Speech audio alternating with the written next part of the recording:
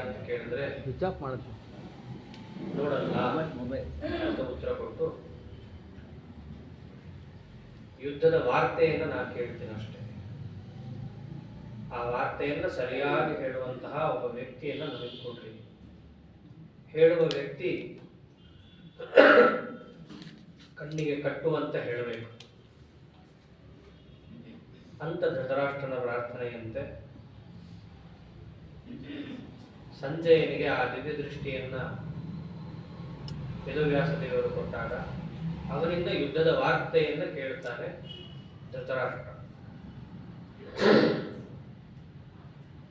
ಸಂಸ್ಕೃತದಲ್ಲಿ ಒಂದು ಮಾತಿದೆ, ಯುದ್ಧಸ್ಯ ವಾರ್ತಾರಮ್ಯ ಅಂತ. ಯುದ್ಧದ ವಾರ್ತೆ ಚೆನ್ನಾಗಿರುತ್ತೆ, ಅಲ್ಲಿದ್ದು ಭಾಗವಹಿಸು ಅಂದ್ರೆ ಆಗಲ್ಲ.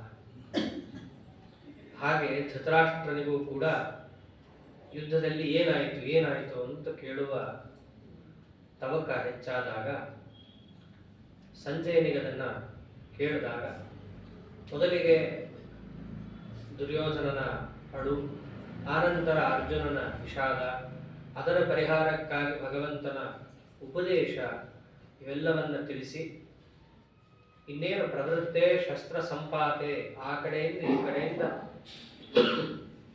ಶಂಖನಾದ ಆಗಿದೆ, ಶಸ್ತ್ರವನ್ನ ಎತ್ತಿ ಹೊಡಿಬೇಕು ಅನ್ನೋ ಸಮಯದಲ್ಲಿ ಒಂದು ಚಮತ್ಕಾರವನ್ನ ಸಂಜಯ ಹೇಳ್ತಾನೆ. ಆಯ್ತು ಇನ್ನೇನು ಬಾಣ ಬಿಡಬೇಕು ಅನ್ನೋ ಹೊತ್ತಲ್ಲಿ ಧರ್ಮರಾಜ ತನ್ನ ಶಸ್ತ್ರವನ್ನ ಕೆಳಗಿಟ್ಟು, ಕವಚ ಕುಂಡಲ ಕೆಳಗಿಟ್ಟು, ಉತ್ತರೀಯ ಅಧರೀಯ ಎರಡನ್ನ ಮಾತ್ರ ಧರಿಸಿ ಕೈಯನ್ನ ಮೇಲಕ್ಕೆತ್ತಿ ತಾನು ತಮ್ಮ ಸೇನೆಯ ಒಂದು ಜಮಾವಣೆ ಆಗಿರುತ್ತಲ್ಲ ಆ ವ್ಯೂಹದಿಂದ ಹೊರಗೆ ನಡೆದು ಬಿಡ್ತಾನೆ. ಕೌರವ ಸೇನೆಯ ಕಡೆ ತಾನು ಹೊರಟು ಬಿಡ್ತಾನೆ.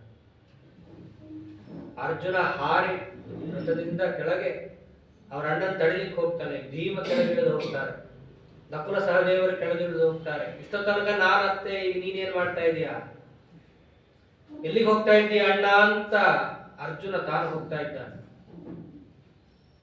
ಅಷ್ಟರಲ್ಲಿ ನಮ್ಮ ಸ್ವಾಮಿ ತಾನೂ ಕೂಡ ಸಾರಥ್ಯ ಕರ್ಮವನ್ನು ಬಿಟ್ಟು ರಥದಿಂದ ತಾನು ಇಳಿದು ತಡಿತಾನೆ. ನಿಮ್ಮ ಅಣ್ಣ ಸರಿ ಮಾಡ್ತಾ ಇದ್ದಾನೆ, ಅವನಿಗೆ ಧರ್ಮ ಗೊತ್ತಿದೆ, ಹೆಸರಿಗೆ ಮಾತ್ರ ಅವನು ಧರ್ಮರಾಜ ಅಲ್ಲ, ನಿಜವಾಗಿಯೂ ಧರ್ಮರಾಜ ಅವನು, ಅವನ ಕೆಲಸ ಅವನಿಗೆ ಮಾಡ್ಲಿಕ್ಕೆ ಬಿಡು ಅಂತ ಪರಮಾತ್ಮ. ಅದರಂತೆ ಕೌರವ ಪಾಳೆಯಕ್ಕೆ ಹೋಗ್ತಾ ಇದ್ರೆ ಧೃತರಾಷ್ಟ್ರನ ಮಕ್ಕಳು ಪ್ರತಿಯೊಬ್ಬರು ಕೂಡ ಆಡ್ಕೋತಾ ಇದ್ದಾರೆ. ಮುಗೀತು ಇವ್ರದೆಲ್ಲ, ಬಹುಶಃ ನಮ್ಮ ರಕ್ಷಣೆಗೆ ಬರ್ತಾ ಇದ್ದಾನ ಅನ್ಸುತ್ತೆ, ರಕ್ಷಣೆ ಬೇಡಿ ಬರ್ತಾ ಇದ್ದಾನ ಅನ್ಸುತ್ತೆ ಅಂತ ಹೇಳಿ ಮಾತಾಡ್ಕೋತಿದ್ದಾಗ ಭೀಷ್ಮಾಚಾರ್ಯರು ಅವನೇನ್ ಮಾಡ್ತಾನೆ ತಡಿ, ನಿಶಸ್ತ್ರವಾಗಿ ಒಬ್ಬ ಬರ್ತಿದ್ದಾಗ ಅವನ ಮೇಲೆ ಆಕ್ರಮಣ ನಾವು ಮಾಡಿಕೊಡುದು ಅಂತ ಅವರು ಸುಮ್ಮನೆ ನಿಂತಾಗ ಧರ್ಮರಾಜ ಮೊದಲಿಗೆ ಭೀಷ್ಮಾಚಾರ್ಯರ ಕಡೆ ಹೋಗ್ತಾನೆ, ನಮಸ್ಕಾರ ಮಾಡ್ತಾನೆ. ಸರಿ, ಧರ್ಮರಾಜ ಒಬ್ಬನೇ ಹೋಗಲ್ಲ, ಭೀಮಾದಿಗಳು ಕೂಡ ಅವನ ಜೊತೆ ಇರ್ತಾರೆ, ಜೊತೆಗೆ ಕೃಷ್ಣ ಕೂಡ ಇರ್ತಾನೆ. 5 ಜನ ಅಣ್ಣ ತಮ್ಮಂದಿರು ಮತ್ತು ಕೃಷ್ಣ. ಧರ್ಮರಾಜ ಹೋಗಿ ಭೀಷ್ಮಾಚಾರ್ಯರಿಗೆ ನಮಸ್ಕಾರ ಮಾಡಿ ಅವನು ಕೇಳೋದೇನು, ಆಶೀರ್ವಾದ ಮಾಡಿ, ಯುದ್ಧ ನನಗೆ ಇಷ್ಟ ಇಲ್ಲ, ನೀವೆಲ್ಲರೂ ಸೇರಿ ನಿರ್ಣಯ ಮಾಡಿದ್ದೀರಿ ಯುದ್ಧ ಮಾಡು ಅಂತ ಹೇಳಿ, ಹಾಗಾಗಿ ಈ ಯುದ್ಧದಲ್ಲಿ ನಾನು ತೊಡಗ್ತಾ ಇದ್ದೀನಿ, ನಿಮ್ಮೇಲೆ ನಾ ಶಸ್ತ್ರ ಎತ್ತಬೇಕಾಗತ್ತೆ, ಇದು ನನಗೆ ಇಷ್ಟ ಇಲ್ಲ, ನನಗಷ್ಟೇ ಇಲ್ಲ ನಮ್ಮಲ್ಲಿರೋರು ಯಾರಿಗೂ ಇಷ್ಟ ಇಲ್ಲ, ಆದ್ರೆ ಆ ಸ್ಥಿತಿಗೆ ನೀವೇ ನನ್ನನ್ನು ತಂದು ನಿಲ್ಲಿಸಿದ್ದೀರಿ, ಈ ಯುದ್ಧದಲ್ಲಿ ನಮಗೆ ಜಯ ಆಗಲಿ ಅಂತ ಆಶೀರ್ವಾದ ಮಾಡಿ. ದೊಡ್ಡವರು ಎದುರಿಗೆ ಶಸ್ತ್ರ ಎತ್ತಬೇಕಂದ್ರು ದೊಡ್ಡವ್ರನ್ನ ಕೇಳಿ ಎತ್ತಾ ಇದ್ದೀನಿ. ಧರ್ಮರಾಜನ ಅಷ್ಟು ಧಾರ್ಮಿಕತೆ. ಅವನು ಹೋಗಿ ನಮಸ್ಕಾರ ಮಾಡ ಭೀಷ್ಮಾಚಾರ್ಯ ಬಹಳ ಖುಷಿಯಾಗಿ ಹೋಗಿ ಅಂತಾರವರು ಪ್ರೀತೋಹಂ ಪುತ್ರ ಯುದ್ಧಸ್ವ ಜಯಮಾಪ್ನುಹಿ ಪಾಂಡವ ಆಶೀರ್ವಾದ ಮಾಡೇ ಬಿಡ್ತಾರೆ. ನಿನ್ನ ಈ ಕೆಲಸದಿಂದ ನನಗೆ ಬಹಳ ಸಂತೋಷ ಆಯ್ತು, ಜಯ ನನಗೆ ಸಿಗಲಿ. ಇಷ್ಟೆಲ್ಲ ನನಗೆ ಜಯ ಆಶ್ವಾಸನೆ ಮಾಡ್ತಾ ಇದ್ದೀರಿ, ನೀವ್ಯಾಕೆ ಅವನ ಪಕ್ಷದಲ್ಲಿದ್ದೀರಿ? ಅಷ್ಟಿದ್ದವ್ರು ನೀವು ನಾನೇ ಗೆಲ್ಲವನು, ನಾನೇ ಧಾರ್ಮಿಕ ಅಂತ ಗೊತ್ತಿದ್ರೆ ನನ್ನ ಪಕ್ಷಕ್ಕೆ ಬರ್ಬೋದು, ಇಲ್ಲ ಯುದ್ಧದಿಂದ ನಿವೃತ್ತರಾಗಬಹುದಲ್ಲ. ಯಾಕೆ ಆಗ್ತಿಲ್ಲ ಅಂದ್ರೆ ಭೀಷ್ಮಾಚಾರ್ಯರು ಒಳ್ಳೆ ಮಾತಾಡ್ತಾರೆ.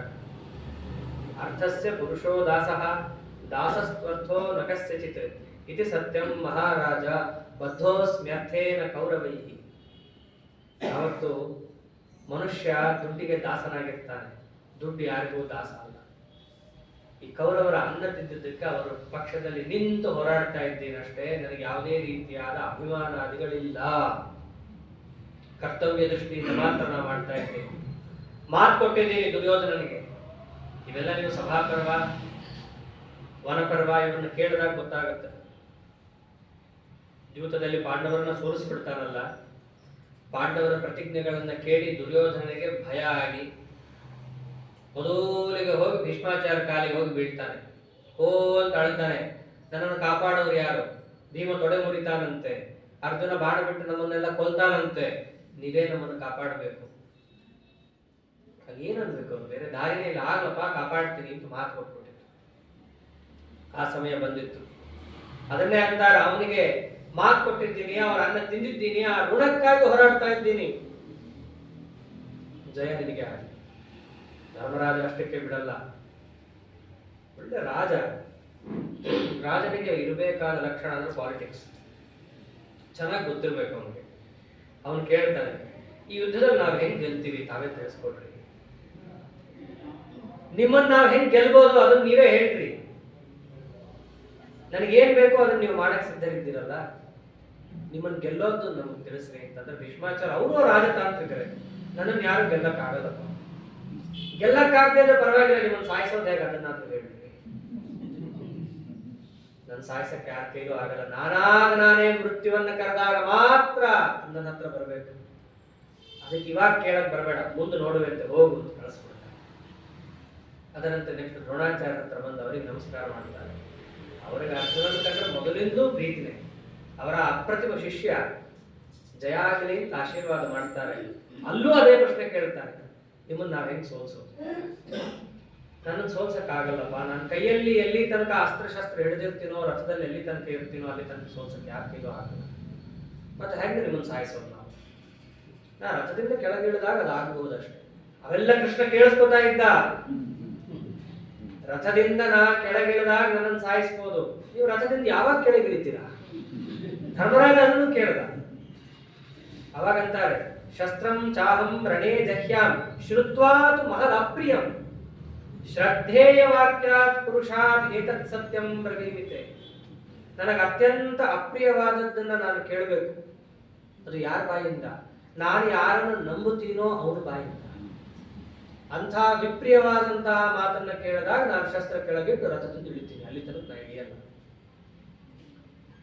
ಹಾಗೆ ಆಗಲಿ ಅಂತಂದ. ನಮಸ್ಕಾರ ಮಾಡ್ದ, ಜಯದ ಆಶೀರ್ವಾದವನ್ನು ಪಡೆದ, ಬಂದ. ಪಕ್ಕದಲ್ಲಿ ಕೃಪಾಚಾರ್ಯರಿದ್ರು. ಪಾಂಡವರಿಗೆ ಮೊದಲು ಶಸ್ತ್ರಾಸ್ತ್ರವನ್ನ ಪಾಠ ಮಾಡಿದ್ದು ಕೃಪಾಚಾರ್ಯ. ಆ ಕೃಪಾಚಾರ್ಯರ ಹತ್ರ ಹೋಗಿ ನಮಸ್ಕಾರ ಮಾಡ್ದ. ಅವರಿಬ್ಬರಿಗೂ ಕೇಳಿದಂಗೆ ಇವರನ್ನ ಕೇಳೋಣ ಅಂತಂದ್ರೆ ಬಾಯೇ ಬರಲಿಲ್ಲ. ಅವರಿಬ್ಬರ ಹತ್ರ ಹೋಗಿ ಕೇಳಿದಂಗೆ ಇವರ ಹತ್ರ ಕೇಳಕ್ ಆಗೋದೇ ಇಲ್ಲ. ಯಾಕೆ ಅಂತಂದ್ರೆ ಚಿರಂಜೀವಿಗಳು. ನಿಮ್ಮನ್ನು ಕೊಲ್ಲೋದು ಹೇಗೆ ಅಂತ ಅವ್ರನ್ನ ಕೇಳೋದು ಹೇಗೆ? ಅದಕ್ಕೆ ಮೊದಲು ಹೋಗ್ತಾನೆ, ಕೇಳ್ತಾನೆ, ನಮಸ್ಕಾರ ಮಾಡ್ತಾನೆ, ಬಾಯಿ ತೆಗಿಲಿಕ್ಕೆ ಬಾಯಿ ಮುಚ್ಕೊಂಡ್ಬಿಡ್ತಾನೆ. ಕೃಪಾಚಾರ್ಯ ಅರ್ಥ ಆಯ್ತು ಇವ್ರು ಏನ್ ಕೇಳಕ್ ಹೊರಟಿದ್ದಾನೆ ಅಂತ. ಅವರೇ ಅಂದ್ಬಿಡ್ತಾರೆ, ಅವಧ್ಯೋಹಂ ಮಹೀಪಾಲ ಯುದ್ಧಸ್ವ ಜಯಮಾಪ್ಮನಿ. ನನಗೆ ಕೊಲ್ಲಕ್ಕಂತೂ ಆಗಲ್ಲ, ನಿನಗೆ ಜಯ ಸಿಗಲಿ ಹೋಗು ಅಂತ. ಅವರ ಮೂರೂ ಜನರು ಕೂಡ ಅತ್ಯಂತ ವೃದ್ಧರು. ಈ ಮೊಮ್ಮಗ ಬಂದು ನಮಸ್ಕಾರ ಮಾಡಿದ್ರೆ ಆಶೀರ್ವಾದ ಮಾಡ್ತಾ ಇದ್ದಾರೆ. ಆನಂತರದಲ್ಲಿ ಸೋದರ ಮಾವ ಶಲ್ಯನ ಹತ್ರ ಹೋದ, ನಮಸ್ಕಾರ ಮಾಡ್ದ. ಇಬ್ಬರಿಗೂ ಕೂಡ ವಸ್ತುತಃ ಪಾಂಡವರ ಕಡೆ ನಿಂತು ಯುದ್ಧ ಮಾಡಬೇಕು ಅಂತಾನೆ ಇದ್ದದ್ದು. ಆ ಶಲ್ಯ ಅಂತೂ ಪಾಂಡವರಿಗೋಸ್ಕರನೇ ಬಂದದ್ದು ಯುದ್ಧ ಮಾಡ್ಲಿಕ್ಕಂತ. ಆ ದುರ್ಯೋಧನನ ಮಾತಿಗೆ ಬಿದ್ದು ಅವನ ಆತಿಥ್ಯಕ್ಕೆ ಒಳಗಾಗಿ ಏನೇನೋ ಮಾತು ಕೊಟ್ಟು ಕಡೆಗೆ ದುರ್ಯೋಧನನ ಪಾಲಿಗೆ ನಿಲ್ಲಬೇಕಾದ ಅನಿವಾರ್ಯತೆಗೆ ಸಿಕ್ಕಾಕೊಂಡಿದ್ದ. ಅವಾಗ್ಲೇ ಹೇಳಿರ್ತಾನೆ, ನಿನಗೇನಾದ್ರೂ ಒಂದು ವರ ಕೇಳು ಧರ್ಮರಾಜ, ನಾ ಮಾಡ್ಕೊಡ್ತೀನಿ ಅಂತ. ಇವಾಗ ಬರ್ತಾನೆ, ಮಾಮ ನನಗೆ ನಿನಗೊಂದು ವರ ಕೊಡ. ಏನು ವರ ಕೊಡ್ಬೇಕು? ನಾಳೆ ನೀನು ಯುದ್ಧ ಮಾಡ್ಬೇಕಾದ್ರೆ ಈ ಕರ್ಣ ಬರ್ತಾನೆ ಸಾರಥ್ಯ ಕರ್ಮಕ್ಕೆ, ಯುದ್ಧಕ್ಕೆ ಅಂತ. ಅವನಿಗೆ ಸಾರಥಿಯಾಗಿ ಬೇರೆಯವ್ರು ಯಾರು ಹೋಗ್ಲಿಕ್ಕೆ ಸಾಧ್ಯ ಇಲ್ಲ, ನೀನೇ ಹೋಗ್ಬೇಕಾಗತ್ತೆ. ಸದ್ಯಕ್ಕೇನೋ ಕರ್ಣ ಇಲ್ಲ ಯುದ್ಧದಲ್ಲಿ, ಯಾಕೆಂದ್ರೆ ಕರ್ಣನಿಗೂ ಭೀಷ್ಮಾಚಾರ್ಯರಿಗೂ ಅಸಾಧ್ಯ ಜಗಳ ಆಗೋಗಿರುತ್ತೆ. ಕರ್ಣನನ್ನ ಒಬ್ಬ ರಥಿ ಅಂತ ಪರಿಗಣಿಸೇ ಇರಲ್ಲ ಅವನು. ಅದಕ್ಕೆ ಆ ಕರ್ಣ ಸಿಟ್ಟು ಮಾಡ್ಕೊಂಡು ಎದೋಗ್ಬಿಟ್ಟಿರ್ತಾನೆ. ಆ ಉದ್ಯೋಗ ಪರ್ವದಲ್ಲಿ ಮಾತೆಲ್ಲ ಬರುತ್ತೆ. ಅನೇಕರ ಗಣನೆ ಮಾಡಬೇಕಾದ್ರೆ ಎಲ್ಲ ಗಣನೆ ಮಾಡ್ತಾರೆ ಪಾಂಡವರ ಕಡೆ, ಕೌರವರ ಕಡೆ ಗಣನೆ ಮಾಡ್ತಾರೆ, ಕರ್ಣನ ಹೆಸರೇ ಹೇಳಲ್ಲ. ಬಹುಶಃ ಮುದುಕ, ವಯಸ್ಸಾಗಿದೆ, ಮರ್ತಿರ್ಬೇಕು ಅಂತ ಹೇಳಿ ಕರ್ಣ ತಾನೇ ಎಂದು ಭೀಷ್ಮಾಚಾರ್ಯಗೆ ಹೇಳ್ತಾನೆ. ಭೀಷ್ಮಾಚಾರ್ಯ ನಾನೊಬ್ಬ ಇದ್ದೀನಿ, ಬಹುಶಃ ಮರ್ತಿದ್ದೀರಿ ಅನ್ಸುತ್ತೆ. ಈ ಮುದುಕನಿಗೆ ಅಷ್ಟಿನ ಮಯ ಮರುವಾಗಿಲ್ಲ, ನಿನ್ನ ಹೆಸರು ಬೇಕಂತ ಬಿಟ್ಟಿದ್ದೀನಿ ಅಂತ. ನನ್ನ ಹೆಸರು ಯಾಕೆ ಬಿಟ್ಟಿದ್ದೀರ? ನಾನು ವೀರ, ಶೂರ. ಭೀಷ್ಮಾಚಾರ್ಯ ಒಂದೇ ಮಾತು ಅನ್ನೋದಾಗ, ನಿನ್ನ ವೀರ್ಯ ಶೌರ್ಯ ಎಲ್ಲ ತಗೊಂಡು ಏನ್ ಮಾಡ್ಬೇಕು? ಯುದ್ಧ ಅಂತಂದ್ರೆ ಸ್ಪರ್ಧೆ ಬಂದೇ ಬರುತ್ತೆ. ಆ ಸ್ಪರ್ಧೆ ಬಂದಾಗ ನೀನ್ ಎಲ್ಲಾ ಮರೆತು ಕೂತ್ಕೋತೀಯ, ಒಂದು ಪದಾತಿಗೂ ನೀ ಸಮಾನ ಅಲ್ಲ. ನಿನ್ನ ರಥಿ ಅಂತ ನಾ ಹೇಗೆ ಪರಿಗಣಿಸ್ಲಿ? ಯಾಕಂದ್ರೆ ಕರ್ಣಂಗೆ ಅದೊಂದು ಶಾಪ ಇರುತ್ತೆ. ಆದ್ದರಿಂದ ನೀನು ಅರ್ಧರಥ, ನೀನು ಮಹಾರಥ ಅಲ್ಲ, ಹಾಗಾಗಿ ನೀನು ಪರಿಗಣಿಸಲ್ಲ ಅಂತಂದಿದ್ದಕ್ಕೆ ಸಿಟ್ಟಿಗೆದ್ದು ಆ ಕರ್ಣ ಈ ಮುದುಕ ಇರೋ ತನಕ ನಾನು ಯುದ್ಧ ಮಾಡಲ್ಲ ಅಂತೇಳಿ ಹೋಗ್ಬಿಡ್ತಾನೆ. ಸರಿ, ಕರ್ಣ ಅಂತೂ ಇಲ್ಲವೇ ಇಲ್ಲ. ಆದ್ರೆ ಮುಂದೊಂದು ದಿನ ಬರಬಹುದು. ಬಂದಾಗ ಸಾರಥ್ಯ ಕರ್ಮಕ್ಕೆ ಶಲ್ಯ ಬರಲೇಬೇಕು. ಅದಕ್ಕೆ ವರ ಕೇಳ್ತಾನೆ ಧರ್ಮರಾಜ, ಆ ಕರ್ಣನಿಗೆ ತೇಜೋವಧ ಆಗುವಂತೆ ಸದಾ ನೀವು ಮಾತಾಡ್ತಿರ್ಬೇಕು. ಸೂತಪುತ್ರಸ್ಯ ಸಂಗ್ರಾಮೆ ಕಾರ್ಯಸ್ ತೇಜೋವಧಸ್ತ್ವಯ. ಹಾಗೆ ಆಗ್ಲಿ ಅಂತ ಮಾತು ಕೊಡ್ತಾನೆ. ಇಷ್ಟೆಲ್ಲ ಮಾತಾಡ್ತಿರ್ಬೇಕಾದ್ರೆ ನಮ್ಮ ಕೃಷ್ಣ ಪರಮಾತ್ಮ ಅವ್ರು ಇವ್ರು ಎಲ್ಲರಿಗಿಂತ ದೊಡ್ಡ ಪಾಲಿಟಿಷಿಯನ್. ಸೀದಾ ಕರ್ಣನ ಹತ್ರ ಬರ್ತಾನೆ ಕೃಷ್ಣ. ಕರ್ಣ, ನೀನ್ ಹೆಂಗು 10 ದಿವಸ ಯುದ್ಧ ಮಾಡಲ್ಲ, 10 ದಿವಸ ಅಂತ ಹೇಳಲ್ಲ, ಹೆಂಗು ನೀನೀಗ ಯುದ್ಧ ಮಾಡ್ತಿಲ್ಲ, ಭೀಷ್ಮಾಚಾರ್ಯ ಇರೋ ತನಕ ಅಂತೂ ನೀ ಯುದ್ಧ ಮಾಡಲ್ಲ, ಖಾಲಿ ಏನ್ ಮಾಡ್ತೆ ಕೂತು ನಮ್ ಕಡೆ ಬಂದು ಯುದ್ಧ ಆಗ. ಭೀಷ್ಮಾಚಾರ್ಯ ಸತ್ತ ಮೇಲೆ ಅವ್ರ ಕಡೆ ಹೋಗು, ಬರ್ಬೋದಲ್ಲ ನೀ ನಮ್ ಕಡೆ ಅಂತ. ಇಷ್ಟು ಆ ಕರ್ಣನಿಗೆ ಕಡೆ ತನಕನೂ ಅವಕಾಶ ಕೊಟ್ಟಿದ್ದಾನೆ ಕೃಷ್ಣ. ಯುದ್ಧ ಇನ್ನೇನ್ ನಡಿಬೇಕು ಅನ್ನೋವಾಗ್ಲೂ ಕೂಡ ಆ ಕರ್ಣ ಅಂತಾನೆ, ಛೇ ಸಾಧ್ಯನೇ ಇಲ್ಲ, ನಾನು ದುರ್ಯೋಧನ ವಿರುದ್ಧ ಪಕ್ಷದಲ್ಲಿ ನಿಲ್ಲೋದೇ ಇಲ್ಲ, ನನ್ನ ಪ್ರಾಣ ದುರ್ಯೋಧನ ಅಂತಾನೆ. ಅಲ್ಲ, ಆ ದುರ್ಯೋಧನ ಇವನು ಲೆಕ್ಕಕ್ಕೆ ಹಿಡಿದಿರಲ್ಲ. ಅವರಿಬ್ಬರ ಮಧ್ಯೆ ಹಾಗಿರುತ್ತೆ. ಇಷ್ಟಕ್ಕೆ ನಮಸ್ಕಾರ ಮಾಡ್ತಾನೆ ಧರ್ಮರಾಜ. ಆ ಕೌರವರ ಪಾಳೆಯದ ಮಧ್ಯದಲ್ಲೇ ನಿಂತು ಘೋಷಣೆ ಮಾಡ್ತಾರೆ, ಯಾರಾದರೂ ನಮ್ಮ ಸೇನೆಗೆ ಬರೋದಿದ್ದರೆ ಈಗಲೂ ಬರಬಹುದು, ಅವರನ್ನ ನಾನು ಮುಕ್ತವಾಗಿ ಸ್ವಾಗತ ಮಾಡ್ತೀನಿ. ನಾನೊಬ್ಬನೇ ಅಲ್ಲ, ವಾಸುದೇವ, ನನ್ನ ತಮ್ಮಂದರು, ಪ್ರತಿಯೊಬ್ಬ ನಮ್ಮ ಸೇನಾಪತಿಯಿಂದ ಹಿಡಿದು ಪ್ರತಿಯೊಬ್ಬರು ಅವರನ್ನು ಸ್ವಾಗತಿಸ್ತಾರೆ. ಈಗಲೂ ಅವರಿಗೆ ಮುಕ್ತ ಅವಕಾಶ ಇದೆ, ಅವರಿಗೆ ರಕ್ಷಣೆಯನ್ನು ನಾನು ಕೊಡ್ತೀನಿ, ನನ್ನಲ್ಲಿ ನಿಂತು ಅವರು ಹೋರಾಡಬಹುದು. ಈ ಮಾತನ್ನ ಕೌರವರ ಮಧ್ಯದಲ್ಲಿ ನಿಂತು ಧರ್ಮರಾಜ ಘೋಷಣೆ ಮಾಡಿದಾಗ ಕೌರವರ ತಮ್ಮ ಒಬ್ಬ ಯುಯುತ್ಸು ಅಂತ ಇರ್ತಾನೆ. ನಾನು ನಿಮ್ ಕಡೆ ಬರ್ತೀನಿ ಅಂತ ಬಂದೇ ಬಿಡ್ತಾನೆ, ಪಕ್ಷಾಂತರ. ನಾನು ನಿಮ್ ಕಡೆ ಬಂದು ಯುದ್ಧ ಮಾಡ್ತೀನಿ, ಹಾಗೆ ಆಗ್ಲಿ ಅಂತ ಕರ್ಕೊಂಡ ಧರ್ಮರಾಜ. ತನ್ನ ಪಾಳೆಯದಲ್ಲಿ ಬಂದ, ಕವಚ ಕುಂಡಲಗಳನ್ನ ಹಾಕೊಂಡು ಪುನಃ ಶಂಖನಾದವನ್ನ ಮಾಡಿ ನಿಲ್ತಾ ಇದ್ರೆ ಯುದ್ಧ ಆರಂಭ ಆಗಬೇಕಲ್ಲ. ಯುದ್ಧ ಆರಂಭ ಆದಾಗ ಯಾರು ಮೊದಲು ಹೋಗ್ತಾರೆ, ಯಾರಿಂದ ಮೊದಲು ಶಸ್ತ್ರಪಾತ ಆಗುತ್ತೆ, ಅದೊಂದು. ನಾವು ಶುರು ಮಾಡಿದ್ವಿ, ಪ್ರತಿಯೊಬ್ಬರಿಗೂ ತಾವು ಶುರು ಮಾಡಿದ್ದು ಅಂತ ಆಗಬಾರದು ಅಂತ. ಇದು ವಜ್ರವ್ಯೂಹದಲ್ಲಿ ಇರ್ತಾರೆ ಪಾಂಡವರು. ವಜ್ರವ್ಯೂಹದಲ್ಲಿದ್ದಾಗ ಮುಂದೆ ಭೀಮಸೇನ ನಿಂತಿರ್ತಾನೆ. ಅವಾಗ ಭೀಮಸೇನ ಏನು ಮಾಡ್ತಾರೆ, ಯಾರಿಗೂ ಆದೇಶ ಕೊಡಲ್ಲ, ಮೊದಲು ತಾವು ಏಕಾಂಗಿಯಾಗಿ ಮುನ್ನುಗ್ಗುತ್ತಾರೆ. ಸ್ವಲ್ಪ ಮುನ್ನುಗ್ಗುತ್ತಿದ್ದಂತೆಯೇ ದುಶ್ಯಾಸನ ಮುಂತಾದವರೆಲ್ಲರೂ ಏನೋ ಒಬ್ಬನೇ ಬರ್ತಾ ಇದ್ದಾನೆ, ಅವ್ರ ಅಣ್ಣ ಆಗಿದ್ದರೆ ಕವಚ ಕುಂಡಲ ಬಿಚ್ಚಿಟ್ಟ, ಶಂಖನಾದ ಆಗಿದೆ, ಈಗ ನಾವು ಬಾಣ ಬಿಡಬಹುದು ಅಂತ ಹೇಳಿ ಅವನ ಮೇಲೆ ಎಲ್ಲಾ ಬಾಣನು ಸುರಿಸ್ತಾರೆ.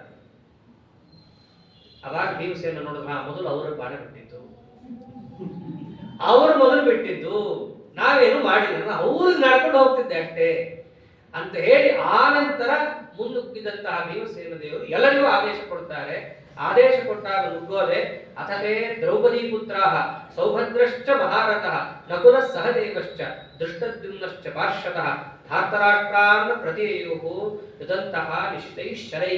ಆಮೇಲೆ ಇವರು ಬಾಣ ಬಿಡ್ತಾರೆ.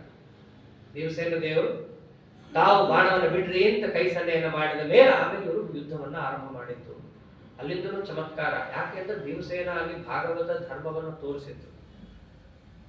ದೊಡ್ಡವರ ಮೇಲೆ ನಾವೇ ಬಾಣವನ್ನ ಪ್ರಹಾರ ಮಾಡಬಾರದು, ನಮ್ಮ ರಕ್ಷಣೆಗೋಸ್ಕರ ನಾವು ಬಾಣವನ್ನ ಪ್ರಹಾರ ಮಾಡ್ತಾ ಇದ್ದೀವಿ.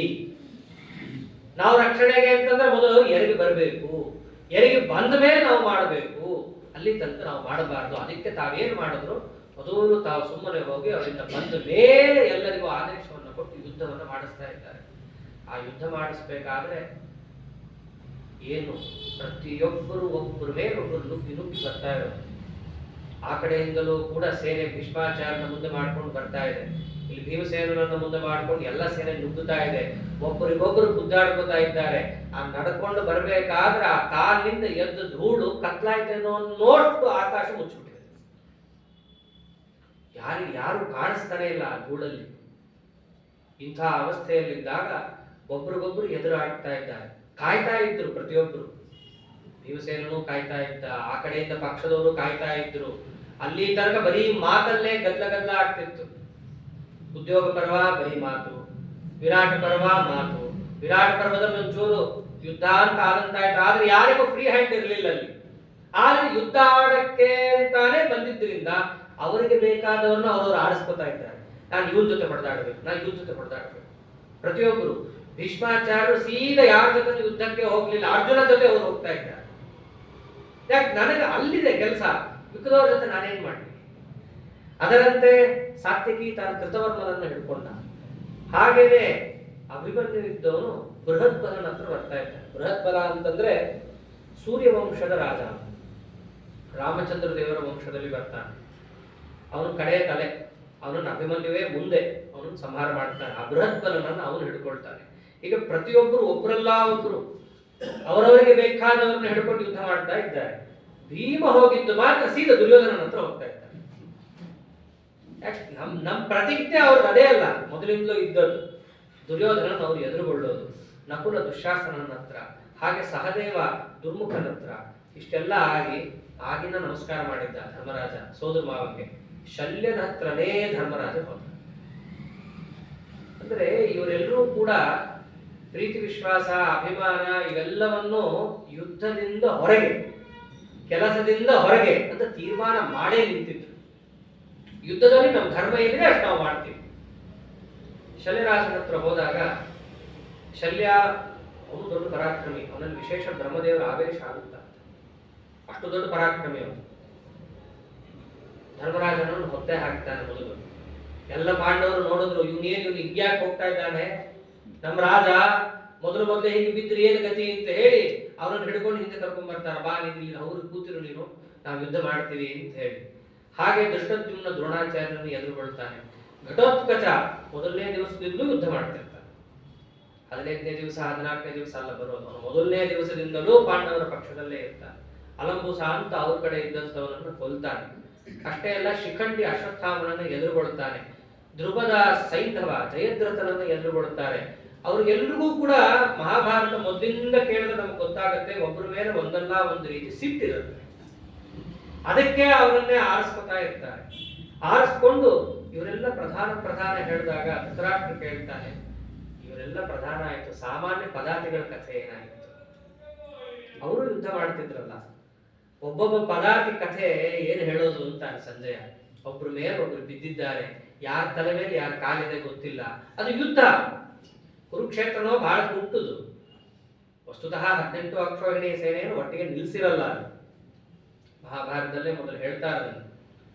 18 ಅಕ್ಷೋಹಿಣಿ ಅಂತಂದ್ರೆ ಬಹಳ ದೊಡ್ಡ ನಂಬರ್ ಅದು. ಆ ಕುರುಕ್ಷೇತ್ರ ಅನ್ನೋ ಪುಟ್ಟ ಹಳ್ಳಿಲಿ ಹೆಂಗೆ ನಿಲ್ಲಕ್ ಸಾಧ್ಯ? ಹಂಗಲ್ಲ, ಕೆಲವೊಬ್ಬರನ್ನ ರಿಸರ್ವ್ ಅಂತ ಇಟ್ಟಿರ್ತಾರೆ. ಪ್ರಧಾನ ಯೋಧರೆಲ್ಲರೂ ಬಂದಿರ್ತಾರೆ. ಮತ್ತೆ ಸೈನಿಕರ ಮಧ್ಯದಲ್ಲಿ ವಿಂಗಡಣೆಯಾಗಿ ಎಷ್ಟು ಬೇಕೋ ಅಷ್ಟನ್ನು ಮಾತ್ರ ನಿಲ್ಲಿಸಿರ್ತಾರೆ.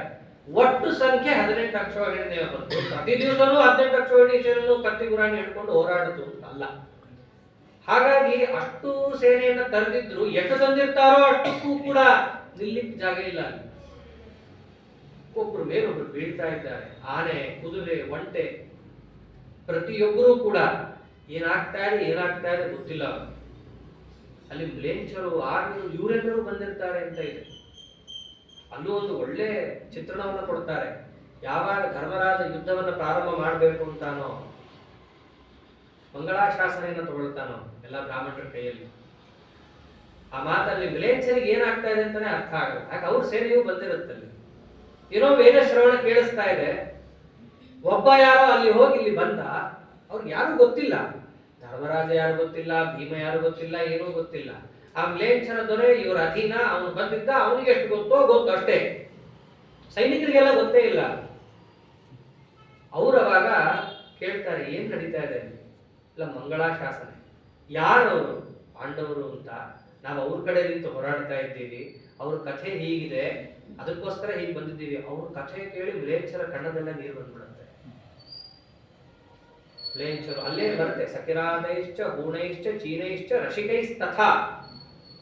ಯಾರ್ಯಾರು ಬಂದಿದ್ರು ಮಹಾಭಾರತ ಯುದ್ಧದಲ್ಲಿ ಹೋರಾಡಕ್ಕೆ ಅಂತಂದ್ರೆ ಕಿರಾತರು, ಹೂಣರು ಅಂತಂದ್ರೆ ಆ ಕಡೆ ಸೆಂಟ್ರಲ್ ಏಷ್ಯಾ ದಾಟಿ ಆ ಕಡೆ, ಚೀನೈಹಿ ಶಬ್ದನೇ ಹೇಳುತ್ತೆ, ರಸಿಕೈಹಿ ಚೀನಾ ಮೇಲಿನ ಭಾಗ. ಅನೇಕ ದೇಶ ವಿದೇಶಗಳಿಂದ ಬಂದು ಅಲ್ಲಿ ಯುದ್ಧದಲ್ಲಿ ತೊಡಗಿದ ಸೈನಿಕರಿದ್ರು. ಅವ್ರಿಗೆ ಧರ್ಮರಾಜ ಯಾರು ಗೊತ್ತು, ಭೀಮಸೇನ ಯಾರಿಗೆ ಗೊತ್ತು. ಅವರೆಲ್ಲರೂ ಕೂಡ ಅಕ್ಕಪಕ್ಕದಲ್ಲಿದ್ದ ಬೇರೆ ತುಕಡಿಯವರನ್ನ ಕೇಳಿ ತಿಳ್ಕೊಂಡು, ಓ ಇವನು ಇಂಥ ಮಹಾತ್ಮ ಇದ್ದಾನ, ಇವ್ರ ಪರವಾಗಿ ನಾವು ನಿಂತು ಹೋರಾಡ್ತಿದ್ದೀವ ಅಂತ ಹೇಳಿ ಅವ್ರ ಕಣ್ಣಲ್ಲಿ ನೀರು ಬಂದಿತ್ತು. ಆ ಧರ್ಮರಾಜ ಮಂಗಳಾಶಾಸನವನ್ನು ತಗೋಬೇಕಾದ್ರೆ ಹೀಗೆ ಆ ಸೈನಿಕರೆಲ್ಲ ಹೋರಾಡ್ತಾ ಇದ್ದಾರೆ. ಪ್ರತಿಯೊಬ್ಬರ ಕಡೆ ಸೈನಿಕರಿಗೂ ಕೂಡ ಯುದ್ಧದಲ್ಲಿ ಹೋಗಿದ್ದೊಂದೇ, ತಮಗೆ ಯಾರು ಹೊಡಿತಾರೆ, ಎಲ್ಲಿಂದ ಯಾವ ಬಾಣ ಬೀಳುತ್ತೆ, ಎಲ್ಲಿಂದ ಯಾರು ಕತ್ತಿ ಬೀಸ್ತಾರೆ, ಆನೆ ಬಂದು ತುಳಿಯುತ್ತಾ, ಕುದುರೆ ಬಂದ ಮೇಲೆ ಜಿಗಿಯುತ್ತಾ, ಯಾವುದು ಗೊತ್ತಾಗ್ತಾ ಇಲ್ಲ. ಒಬ್ಬರ ಮೇಲೆ ಒಬ್ಬರು ಬಿದ್ದು ಸಂಕುಲ ಯುದ್ಧ ಹಾಕೋದಲ್ಲ ಆಗ್ತಿದ್ದಾಗ ಸಾಮಾನ್ಯರ ಮಧ್ಯದಲ್ಲಿ, ಅಲ್ಲಿ ತನಕ ಸಂಜಯ ಪ್ರಧಾನರು ಯಾರನ್ನು ಎದುರುಗೊಂಡ್ರು, ಸಮೂಹದಲ್ಲಿ ಯಾರ್ಯಾರನ್ನು ಎದುರುಗೊಂಡ್ರು ಅಂತ ಹೇಳಿ ಪ್ರಧಾನವಾಗಿ ಏನ್ ನಡೀತು ಹೇಳು ಸಂಜಯ. ಅವರವರು ಹೊಡ್ಕೊಂಡಿದ್ದಲ್ಲ, ನಮ್ಮ ಸೇನಾಪತಿಗಳು ಏನ್ ಮಾಡಿದ್ರು ಅದನ್ನು ಹೇಳು. ಭೀಷ್ಮಾಚಾರ್ಯರು ಏನ್ ನಡ್ಕೊಂಡ್ರು ಮೊದಲನೇ ದಿವಸದಲ್ಲಿ ಅಂತ ಕೇಳಿದಾಗ ಸಂಜಯ ಹೇಳ್ತಾ ಇದ್ದಾರೆ, ಭೀಷ್ಮಾಚಾರ್ಯರು ಅಂತಂದ್ರೆ ಗತ ಪೂರ್ವಾಂಡ ಭೂಯಿಷ್ಟೇ ತಸ್ಮಿನ್ ಅಹನಿ ದಾರುಣೆ. ಯಾವತ್ತು ಮೊದಲು ಎಲ್ರಿಗೂ ಜೋಶ್ ಜಾಸ್ತಿ ಇರುತ್ತೆ, ಎಲ್ಲರೂ ಒಬ್ಬರ ಮೇಲೆ ಒಬ್ಬರು ಬಿದ್ದು ಹೊಡೆದಾಡ್ಕೋತಾ ಇದ್ರೆ ಭೀಷ್ಮಾಚಾರ್ಯರು ಅಲ್ಲಿ ತನಕವೂ ಅಭ್ಯಾಸದಂತೆ ಹೌರು ಯುದ್ಧ ಮಾಡಿದ್ರು. ವಾರ್ಮಪ್ ಅಂತಾರಲ್ಲ ಹಾಗೆ ಅಲ್ಲಿ ತನಕ ತಾವೇನು ಹೆಚ್ಚು ತೋರಿಸ್ಲಿಕ್ಕೆ ಹೋಗ್ಲಿಲ್ಲ. ಮಧ್ಯಾಹ್ನ ಆಗತಿರ್ಲಿಕ್ಕೆ ತಮ್ಮ ಪ್ರತಾಪ ಶುರು ಮಾಡ್ತಾರೆ. ಆಯ್ತು, ಎಷ್ಟು ಕುಣಿದಾಡ್ತಿರೋ ಕುಣಿದಾಡ್ರಿ, ಯಾಕಂದ್ರೆ ಅವರು ವಯಸ್ಸಾದವರು, ಎಕ್ಸ್ಪೀರಿಯನ್ಸ್ ಜಾಸ್ತಿ, ಎಲ್ಲಿ ಹೇಗೆ ನಡ್ಕೋಬೇಕು ಅಂತ ಅವ್ರಿಗೆ ಗೊತ್ತು. ಹಾಗಾಗಿ ಇವರೆಲ್ಲ ಪುಟ್ ಹುಡುಗರು ಏನ್ ಜಿಗಿದಾಡ್ಲಿ, ನಾವು ಮಾಡೋಣ ಅಂತ ಹೇಳಿ ಮಧ್ಯಾಹ್ನದ ತನಕ ತಾವು ಅವ್ರಿಗೆ ನಿಂತಿದ್ರು. ಮಧ್ಯಾಹ್ನ ಆಗತಿರ್ಲಿಕ್ಕೆ ತಮ್ಮ ಪರಾಕ್ರಮ ತೋರಿಸ್ತಾ ಇದ್ದಾರೆ. ತಮ್ಮದು ಬೆಟಾಲಿಯನ್ ಟೀಮ್ ಅಂತ ಏನಿರುತ್ತೆ ಆ ಟೀಮ್ ಒಂದು ಜೊತೆ ಕರ್ಕೊಂಡು ಹೋಗ್ತಾ ಇದ್ದಾರೆ. ಯಾರು ಅವರ ಟೀಮಲ್ಲಿ ಇದ್ದದ್ದು, ಒಂದು ದುಶ್ಯಾಸನ, ದುರ್ಮುಖ, ಕೃತವರ್ಮ, ಶಲ್ಯ ಮುಂತಾದವರನ್ನೆಲ್ಲರನ್ನು ಭೀಷ್ಮಾಚಾರ್ಯರು ತಮ್ಮ ತುಕಡಿಯಲ್ಲಿ ಇಟ್ಕೊಂಡಿರ್ತಾರೆ. ಮಹಾಭಾರತ ಯುದ್ಧದಲ್ಲಿ ನಾವು ಕೇಳಬೇಕಾದ್ರೆ ಟಿವಿಯಲ್ಲಿ ತೋರಿಸಿದಂತೆ ಆಗೋ ಮಹಾಭಾರತ ಯುದ್ಧ ಬೇರೆ, ಅಲ್ಲಿ ತೋರ್ಸಕ್ ಆಗಲ್ಲ ಅಷ್ಟೆಲ್ಲ. ವಸ್ತುತಃ ಭೀಷ್ಮಾಚಾರ್ಯರು ಹೋದ್ರು ಅಂತಂದ್ರೆ ಭೀಷ್ಮಾಚಾರ್ಯ ಒಬ್ಬರೇ ಹೋಗಿರಲ್ಲ. ನಾವ್ ಇದನ್ನು ಕೇಳ್ತಾ ಹೋದಾಗ ಗೊತ್ತಾಗತ್ತೆ, ಅವರು ಒಬ್ಬರೇ ಹೋಗಲ್ಲ, ಒಂದು ಟೀಮ್ ಜೊತೆ ಹೋಗಿರ್ತಾರೆ. ಒಂದು ಮಹಾರಥಿಗಳ ಒಂದು ತುಕಡಿ, ಆ ತುಕಡಿ ಒಟ್ಟಿಗೆ ಅವರು ಹೋಗಿರ್ತಾರೆ. ಮಧ್ಯಾಹ್ನ ಆಗತಿರ್ಲಿಕ್ಕೆ ಆ ತುಕಡಿ ಒಟ್ಟಿಗೆ ಹೋಗಿ ಆ ವಜ್ರವ್ಯೂಹವನ್ನ ಭೇದಿಸಿ ಮುನ್ನುಗ್ಗುತ್ತಾ ಇದ್ದಾಗ ಮೊದಲು ಅವ್ರಿಗೆ ಎದುರಾಗೋದೆ ಅಭಿಮನ್ಯು. ಹುಟ್ಟು ಹುಡುಗ, ಅವನ ಜೊತೆ ತುಕಡಿ ಇಲ್ಲ, ಅವನೊಬ್ಬನೇ ಹೋರಾಡ್ತಾ ಇದ್ದದ್ದು. ಅವನೊಬ್ಬನೇ ಹೋರಾಡ್ತಿದ್ರು ಕೂಡ ಆ ಭೀಷ್ಮಾಚಾರ್ಯರ ಜೊತೆ ಯಾರ್ಯಾರು ಬಂದಿದ್ರು ಪ್ರತಿಯೊಬ್ಬರು ಎದುರುಗೊಳ್ತಾ ಇದ್ದಾರೆ. ಅಭಿಮನ್ಯುವನ್ನು ಭೀಷ್ಮಾಚಾರ್ಯ ನೋಡೇ ಇರಲಿಲ್ಲ ಮೊದಲನೇದಾಗಿ. ಯಾಕಂದ್ರೆ ವನವಾಸಕ್ಕೆ ಹೋಗೋಕ್ ಮುಂಚೆ ಜೀವಿತದಲ್ಲಿ ಅಭಿಮನ್ಯು ಕೂಸು, 1 ವರ್ಷ 1.5 ವರ್ಷದ ಕೂಸು. ಅವನನ್ನು ಕೃಷ್ಣ ಘಾಟಾಪಟ್ಟಕ್ಕೆ ಕರ್ಕೊಂಡೋಗಿ ಅಲ್ಲೇನೆ ಶಿಕ್ಷಣವನ್ನು ಕೊಟ್ಟಿದ್ರು. ಮತ್ತೆ ಈ ಸಭಾ ಮತ್ತು ಈ ಎಲ್ಲಾರ್ಗೂ ಕೂಡ ಹೆಂಗ್ ಯುದ್ಧ ಆಡ್ಬೇಕು, ಏನ್ ಮಾಡ್ಬೇಕು ಅಂತ ಹೇಳಿ ಎಲ್ಲರೂ ನಿರ್ಣಯ ಕೈಗೊಂಡ್ರಲ್ಲ, ಅವಾಗ ಅಭಿಮನ್ಯು ಬಂದೇ ಇರಲಿಲ್ಲ. ಸಣ್ಣ ಹುಡುಗ, ಅವನನ್ನೇನು ಕರ್ಕೊಂಡ್ಬರೋದು ಅಂತ ಬಿಟ್ಟಿದ್ರು. ನೋಡ್ತಾ ಇರೋದೇ ಭೀಷ್ಮಾಚಾರ್ಯ ಮೊಟ್ಟ ಮೊದಲ ಬಾರಿಗೆ. ಅವಾಗ ಮರಿಮೊಮ್ಮಗ ಎಲ್ಲರನ್ನ ತಡಿತಾ ಇದ್ದಾನೆ. ಎಲ್ಲಿ ತನಕ ತಡೆದಿದ್ದು ಅಂದ್ರೆ ಭೀಷ್ಮಾಚಾರ್ಯರ ತಾಲಧ್ವಜ ಬಗ್ಗಿ ಹೋಗಿತ್ತು ಅಂತ ಹೇಳ್ತಾರೆ. ಅವ್ರದ್ದು ತಾಲಧ್ವಜ ಅಂತ, ತಾಲವೃಕ್ಷ, ಅದನ್ನ ಚಿಹ್ನೆ ಉಳ್ಳಂತಹ ಬಂಗಾರದ ಧ್ವಜ. ಆ ಅಭಿಮನ್ಯುವಿನ ಪ್ರತಾಪಕ್ಕೆ ಆ ಭೀಷ್ಮಾಚಾರ್ಯರ ತಾಲಧ್ವಜ ವಾಲಿ ಹೋಗಿತ್ತು. ಅಷ್ಟು ಪ್ರತಾಪವನ್ನು ತೋರಿಸ್ತಾ ಇದ್ದಾನೆ. ಆಯ್ತು, ಭೀಷ್ಮಾಚಾರ್ಯ ಹೊಡಿತಾನೆ ನೋಟ್ಟು ಪ್ರತಾಪ ತೋರಿಸ್ತಾ ಇದ್ದಾಗ ಇವರು ಬಿಟ್ಟು ಸಣ್ಣ ಹುಡುಗ ಎಷ್ಟು ಆಟ ಆಡ್ತಾನೆ, ಆಟಾಡ್ಲಿ ಅಂತ ಮೊದಲು. ಆಮೇಲೆ ಇವರು ಭೀಷ್ಮಾಚಾರ್ಯರು ತಾವು ತಮ್ಮ ಜೊತೆಯಲ್ಲಿದ್ದವರಿಗೆ ತಾವು ಬಾಣ ಬಿಡ್ಲಿಕ್ಕೆ ಹೋಗಲ್ಲ, ಅವ್ರಿಗೆ ಹೇಳ್ತಾರೆ ನೀವೇನ್ ಮಾಡ್ತೀರೋ ಮಾಡ್ರಿ ಅಂತ. ಯಾಕಂದ್ರೆ ಅವ್ರು ಎಷ್ಟೇ ಆದ್ರೂ ಗಂಭೀರರು, ಯಾರ ಮೇಲೆ ಬಿಡಬೇಕೋ ಅವ್ರ ಮೇಲೆ ಬಿಡೋರು. ಸಣ್ಣ ಹುಡುಗರ ಮೇಲೆ ನಾನು ಏನು ಪ್ರತಾಪ ತೋರಿಸೋದು. ಅದಕ್ಕೆ ಪಕ್ಕದಲ್ಲಿ ತಮ್ಮ ಜೊತೆಗಾರರಿಗೆ ಹೇಳ್ತಾರೆ ನೀವು ನೋಡ್ಕೊಳ್ರಿ ಅವನನ್ನ. ಅವ್ರು ಯಾವಾಗ ಎಲ್ಲರೂ ಒಟ್ಟಿಗೆ ಮುಗ್ರಿ ಬೀಳ್ತಾ ಇದ್ದಾರೋ ಅವನ ರಕ್ಷಣೆಗೋಸ್ಕರವಾಗಿ ಯಾರು ಧಾವಿಸ್ತಾರಲ್ಲಿ? ವಿರಾಟ್ ರಾಜ ಬರ್ತಾನೆ, ದೃಷ್ಟದ್ಯುಮ್ನ, ಭೀಮಸೇನ, ಕೈಕಯ, ಸಾತ್ಯಕಿ. ಒಬ್ಬ ಅಭಿಮನ್ಯು ಇರ್ತಾನಲ್ಲ, ಅವನನ್ನು ಕಾಪಾಡ್ಲಿಕ್ಕೆ ಅವರೆಲ್ಲರೂ ನುಗ್ಗಿ ಬರ್ತಾರೆ. ಒಬ್ಬನೇ ಇದ್ದಾನೆ, ಹೋರಾಡ್ತಾ ಇದ್ದಾನೆ. ಮೇಲಾಗಿ ವ್ಯೂಹ ಭೇದನೆ ಆಗೋಗ್ಬಿಡುತ್ತೆ. ಬಿಟ್ಟು ವ್ಯೂಹ ಭೇದನೆಗೆ ಯಾವತ್ತೂ ಅವಕಾಶ ಕೊಡಬಾರದು ಅಂತ ಹೇಳಿ ಭೀಮಸೇನ ಮುಂತಾದವರು ಅಲ್ಲಿಗೆ ಧಾವಿಸಿ ಬರ್ತಾರೆ. ಧಾವಿಸಿ ಬಂದಾಗ ಆ ಭೀಮಸೇನನ ತುಕಡಿಯಲ್ಲಿ ಉತ್ತರ ಕುಮಾರ ಕೂಡ ಇರ್ತಾನೆ. ಆ ಉತ್ತರ ಕುಮಾರ ಆನೆಯ ಮೇಲೆ ಬಂದಾಗ ಶಲ್ಯ ಅವನ ಮೇಲೆ ತಾನು ದಾಳಿ ಮಾಡ್ತಾನೆ. ಆನೆ ರಥ ಯಾವುದು ಗೆಲ್ಲುತ್ತೆ? ಪುರಾಣದ ಪ್ರಕಾರ ರಥ ಗೆಲ್ಲಬೇಕು. ಯಾಕೆ ಅಂತಂದ್ರೆ ರಥದಲ್ಲಿ ಕೂತ ಆ ರಥಿಗೆ ಪರಾಕ್ರಮ ಹೆಚ್ಚು. ಪರಾಕ್ರಮ ಅಂತಂದ್ರೆ ಬರೀ ಬಾಹುಬಲ ಅಲ್ಲ, ಬುದ್ಧಿಬಲನೂ ಇರುತ್ತೆ. ಒಂದು ಆನೆಯನ್ನ ಮಣಿಸೋದು ಹೇಗೆ ಅನ್ನೋದು ಪೂರ್ಣ ಅವನಿಗೆ ಗೊತ್ತಿರುತ್ತೆ. ಹಾಗಾಗಿ ಮಹಾರಥಿಗೆ ಬೆಲೆ ಹೆಚ್ಚು. ಅಂತಹ ಶಲ್ಯ ರಥದಲ್ಲಿದ್ದಾಗ ಉತ್ತರ ಕುಮಾರ ಆನೆಯನ್ನ ತಂದು ಅವನ ತಲೆ ಮೇಲೆ ನುಗ್ಗಿಸ್ತಾನೆ. 4 ಕುದುರೆ ಮೇಲೆ ಆನೆ ಹೋಗೇ ಬಿಡುತ್ತೆ. ಕುದುರೆ ಸತ್ತೋಯ್ತು. ಆನೆ ಮೇಲೆ ಕೂತಂತಹ ಉತ್ತರ ಕುಮಾರ ಕೈಯಲ್ಲಿದ್ದ ಅದೋಡ್ ಈಟಿಯನ್ನು ತೆಗೆದು ಒಗೆದ್ರೆ ರಥದ ಧ್ವಜ ಮುರಿದೋಗುತ್ತೆ. ಹಾರ್ಕೊಂಡ್ಬಿಡ್ತಾನೆ ಶಲ್ಯ ಅದರಿಂದ ಕೆಳಗೆ. ಇನ್ನೊಂದು ರಥದಲ್ಲಿ ಕೂತ್ಕೊಳ್ಳೋಷ್ಟರಲ್ಲಿ ಅವನ ಮೇಲೆ ಮತ್ತಷ್ಟು ಪ್ರಹಾರವನ್ನು ಉತ್ತರ ಕುಮಾರ ಮಾಡ್ತಾ ಇರೋದು. ಯಾವ ಉತ್ತರ ಕುಮಾರ ಭಯಕ್ಕೆ ಹೆಸರುವಾಸಿನೋ ಆ ಉತ್ತರ ಕುಮಾರ ಒಬ್ಬ ವೀರನ ಉಪದೇಶಕ್ಕೆ ಒಳಗಾಗಿ ಇಷ್ಟು ಮಹಾರಥಿ ಆಗೋಗ್ತಾನೆ.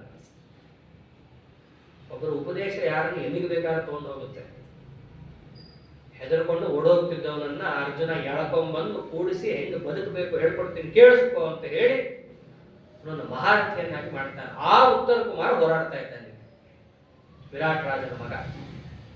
ಅಷ್ಟು ಹೋರಾಟ ಮಾಡಬೇಕಾದ್ರೆ ಶಲ್ಯ ಬದುಕುದ್ನೋ ಸತ್ತೋ ಅನ್ನೋಂಗಾಗಿತ್ತು ಅವನ ಸ್ಥಿತಿ. ಕಡೆಗೆ ಅವನು ಪರಾಕ್ರಮಿ. ಶಕ್ತಿಯಾಯುಧವನ್ನು ತೆಗೆದು ಉತ್ತರ ಕುಮಾರನ ತಲೆ ಮೇಲೆ ಎಸಿತಾನೆ. ಕವಚಕ್ಕೆ ಬೀಳುತ್ತೆ. ಆನೆಯಿಂದ ಹಾಗೆ ಕೆಳಗೆ ಬೀಳ್ತಾನೆ, ಮೂರ್ಛೆ ಹೋಗ್ತಾನೆ. ಅಷ್ಟರಲ್ಲಿ ಹಾರಿ ಖಡ್ಗದಿಂದ ಆನೆಯ ಸೊಂಡನ್ನು ಕತ್ತರಿಸ್ತಾನೆ ಶಲ್ಯ. ಇನ್ನೇನು ಉತ್ತರನ್ನೇ ಕೊಲ್ಲಬೇಕು ಅಂತ ಹೋಗಿ ನೋಡ್ತಾನೆ, ಅಷ್ಟರಲ್ಲಿ ಅವನೇ ಸತ್ತೋಗಿರ್ತಾನೆ. ಅಷ್ಟು ಶಕ್ತಿಯಾಯುಧಕ್ಕೇನೆ ಅವನು ಮರಣವನ್ನು ಹೊಂದಿರ್ತಾನೆ.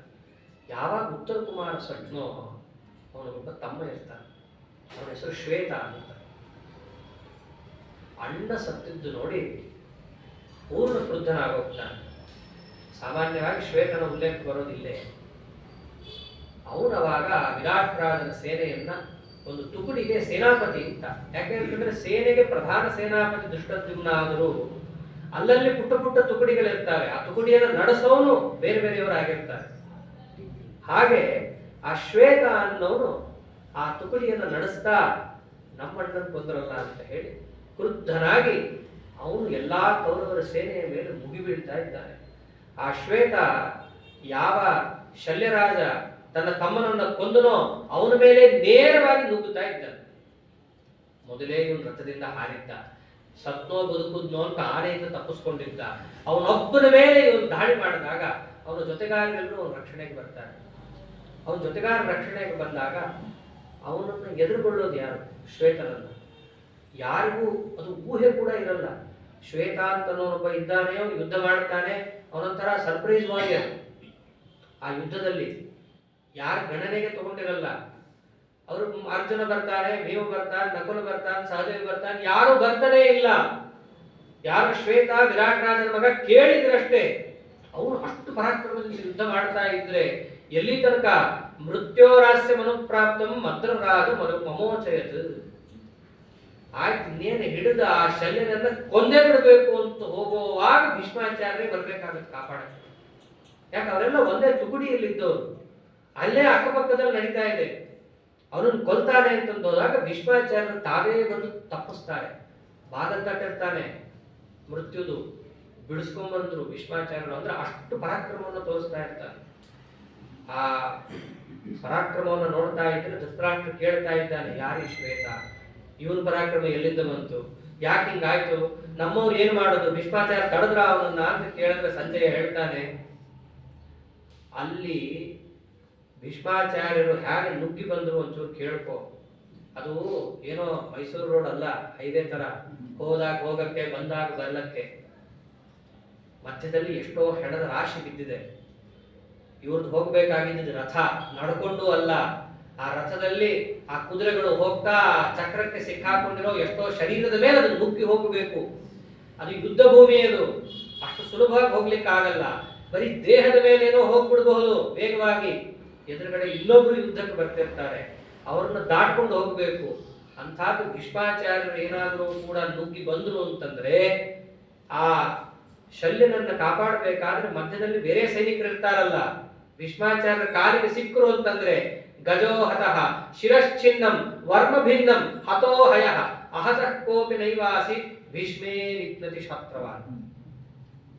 ಭೀಷ್ಮಾಚಾರ್ಯರು ಶತ್ರುಗಳನ್ನ ಕೊಲ್ಲಬೇಕು ಅಂತ ಇಂಟೆನ್ಷನ್ ಪುರಸ್ಸರವಾಗಿ ನುಗ್ಗಿ ಬಂದ್ರು ಅಂದ್ರೆ ಎದುರು ಆನೆ ಇರ್ಲಿ ಅದು ಬೀಳೋದೆ. ಅದೇನೆ ಬೇರೆ ಯಾರಾದರೂ ಸೈನಿಕ ತಲೆ ಎತ್ತಿ ಬಂದಾದ್ರೆ ತಲೆ ಹೋಗ್ತಾ ಇತ್ತು, ಅವನ ಕವಚ ಕುಂಡಲಗಳು ಹರಿದು ಹೋಗ್ತಾ ಇದ್ವು, ಕುದುರೆ ಬಂದ್ರೆ ಸಾಯ್ತಾ ಇತ್ತು.